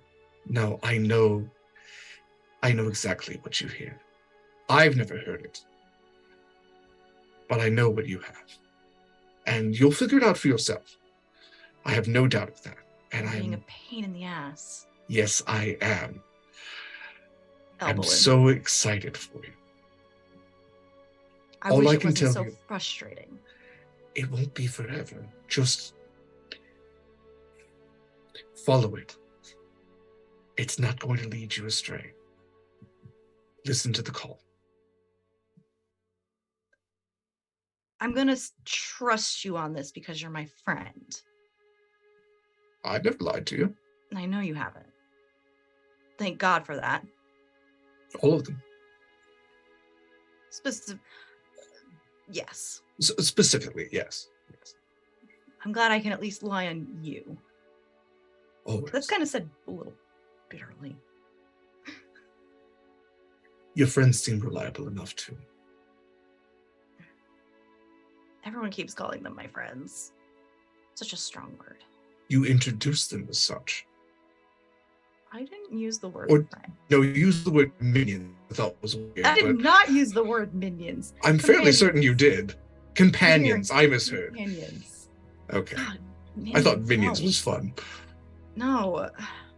I was gonna say none of them were yellow. No. You and your stories telling. The little kids gotta stop telling you stories and getting that into your head. I know. I don't even know what a banana is. I don't know. But Anyway, no, Acacia, just from what you've seen, from where you've been, you were never going to be the same. Sweet friend, you had to know that. And I can't wait for the person you are becoming. you're just as bad as my dad sometimes. Yes, but I'm slightly better because I don't have to feed you. Yes. And he puts his arms out for a hug. You're going to be okay. I'll give him a hug. And then just kind of pull it into a side hug and begin walking us back to the herd. Yeah. Okay. Is there anything anybody else would like to do as we commence for the evening? Okay. Eva? Wynni would like to put a little sign, as they go back past the table. She'd like to add a little sign that says we'll be back in the morning at whatever time. So stop by for super exciting recruitment opportunities. Perfect. Mm-hmm. And Jeffrey will shine a little light so she can write that. So we will wrap up, say that you will spend the night with the herd and out in the plains under the stars, blankets provided, of course. And yeah, the morning will come. Wynni will edit her sign, and we will pick up next session with lunch, I suppose, the dinner that would be. Perfect. Okay. Thank you, everybody. Let me wrap things up here music-wise and get our outro music and then get also this stuff. There we go. Yeah, thank you everyone for joining us today. We went a little bit longer, so I appreciate all of you for sticking around. A special thank you to Panda for joining us for this session. It was amazing having Buck back. Fantastic time. I did change the episode title if any of you saw to Weekend at Buck's. Absolutely perfect, top tier. So we're going to go around, have these lovely people tell you a little bit about themselves, where you can find them, their general plugs, all that kind of stuff. But again, from Sword and Key, from the bottom of my heart, thank you. All that said, Mare, if you would like to tell us a little bit about your lovely self. I can do that. Hi, my name is Mare. You can find me on Twitter at Archmage of Dice. This is really only my constant stream right now at 6 p.m. on Sword and Key. I'm doing a couple other things throughout the next couple weeks, one of which I am producing over on Play Cancer Away to raise money for Stand Up to Cancer. So please go check out that Twitter and help us raise money for cancer research. It's really good. We got a handful more games. I think 4 more left-ish. I am also running some charity streams this month on the 23rd, that's Sunday, not tomorrow, next Sunday, at 3 p.m. Eastern in the FreeForge Discord, not the Twitch channel. I'll be running a game of Sunken, a game of nautical horror, where my players are going to meet some fun, creepy, crawly horrors, and hopefully I'll die, and it's going to be great. And that also is going to be, we're going to raise money for that. And on the 6th of November at 3 p.m. Eastern Time, on Valdrian's channel, I'll be running a game of Magical Kitties Save the Day, on a game called Magical Kitties versus the No Good Party Paws, where all my players are going to play kitties that have superpowers and are going to try and get some stolen items that were taken from their humans back because they need to make their humans happy. Wonderful. That's all I got. Thank you, Mayor. Yes, Sunken will be phenomenal. Definitely check out Freeforge for that. Everybody will die because that's the point of Sunken. It's a great nautical horror game. And yeah, the Kitties game sounds fantastic as well. Definitely check out Mayor's socials for all that stuff, of course, as well. Okay, Eva, if you wouldn't mind. I'm actually unmuted this time. Hello, I'm Eva. As I said, I'm the other half of Sword and Key. Typically the one actually chatting under the handle. And I also will be producing another game for Play Cancer Away this month. That will be a Scion game. I think this coming Friday, unless that's the one you said you're doing, Mayor. I know you're not doing Scion, but yeah. Oh shit! I also forgot. No. You're right. It's Tuesday. It's Tuesday. I'm just kidding. Also, sorry. I also stream on Fridays at Valchant's channel. Check my Twitter. So yes, I am doing producing Scion this Tuesday on Play Cancer Away. And tomorrow, we are doing a charity one shot for Bat Conservation International. That will replace our usual, I really want to say Sunken, Vysen game at 10 a.m. Pacific. And I think that's all I've got for the moment. Wonderful. Thank you. Mikyl, happy birthday. Go ahead, go ahead. Hi, I'm Mikyl. You can find me at Mikyl Sandoval at Instagram and Twitter, and you can find my arts on there. So I'll be here tomorrow, normally for Vysen, but I will be here for some lycanthropy like everyone else. It was a pleasure, Panda, to have you and be back in this world with Buck. So thank you so much. Absolutely. Yes. Thank you, Mikyl, of course, for the art. I'm seeing the Buck art has been up there as well. So yeah, as always, to the fantastic character art that you were able to contribute to this game. We appreciate it so much. And again, from all of us, a very happy birthday. You're such an amazing human being, and it's so great to have you at this table. It's great to have you as a friend. Let's see, Panda, our guest. Tell us a little bit about your lovely self. Hey, hi, howdy, y'all. I'm Panda. You can find me on Twitter at SoggyVoglord. I'm not currently in any long-term projects right now, but I'm always happy to pop in and cause a spot of chaos with friends, which was great to be able to do today. Everybody here has been absolutely lovely. This is a fantastic table. Derek, you've built an amazing world, and your players have wonderful, beautiful, amazing characters. I have enjoyed myself immensely. So thank you for allowing me the honor of being here tonight. The honor was all mine, all ours.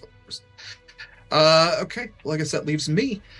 So, like I said, my name's Derek Sword. Yes, that is my real last name. Yes, it is awesome. No, you cannot have it.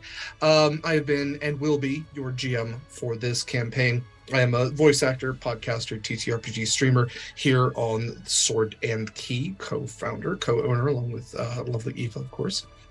If you'd like to find more of me personally, the best place is Twitter at dsword16. And also, to that note, go ahead and follow our channel, Twitter as well. It's at Sword and Key with the words separated by underscores. It's basically that for every social media. We don't have a ton up. Twitter is probably the place we are most active right now, but there is an Instagram, there's a TikTok, there's Gmail. I'm not sure that's necessarily social, but you can still find us there. Main thing I have to plug for this week is, as Eva and Mikyl mentioned, tomorrow Vysen is taking a week off. So in that time slot, we are playing an Oops All Lycanthropes charity one-shot to benefit, as Eva said, the Bat Conservation International. And also to celebrate the birthday of our resident GM and spooky friend, Anik, who typically runs the Vysen games. So we'll have some new faces on the channel and some that you will recognize, but all that you'll recognize from other places, of course. And we don't have, even though it's an Oops All Lycanthropes, we don't have any werewolves. They have chosen. I have a kind of third-party module sort of thing, DM's Guild thing that gives options for all different types of lycanthropes. Nobody went with just werewolf. We all have a variety of other things, so definitely something to look forward to.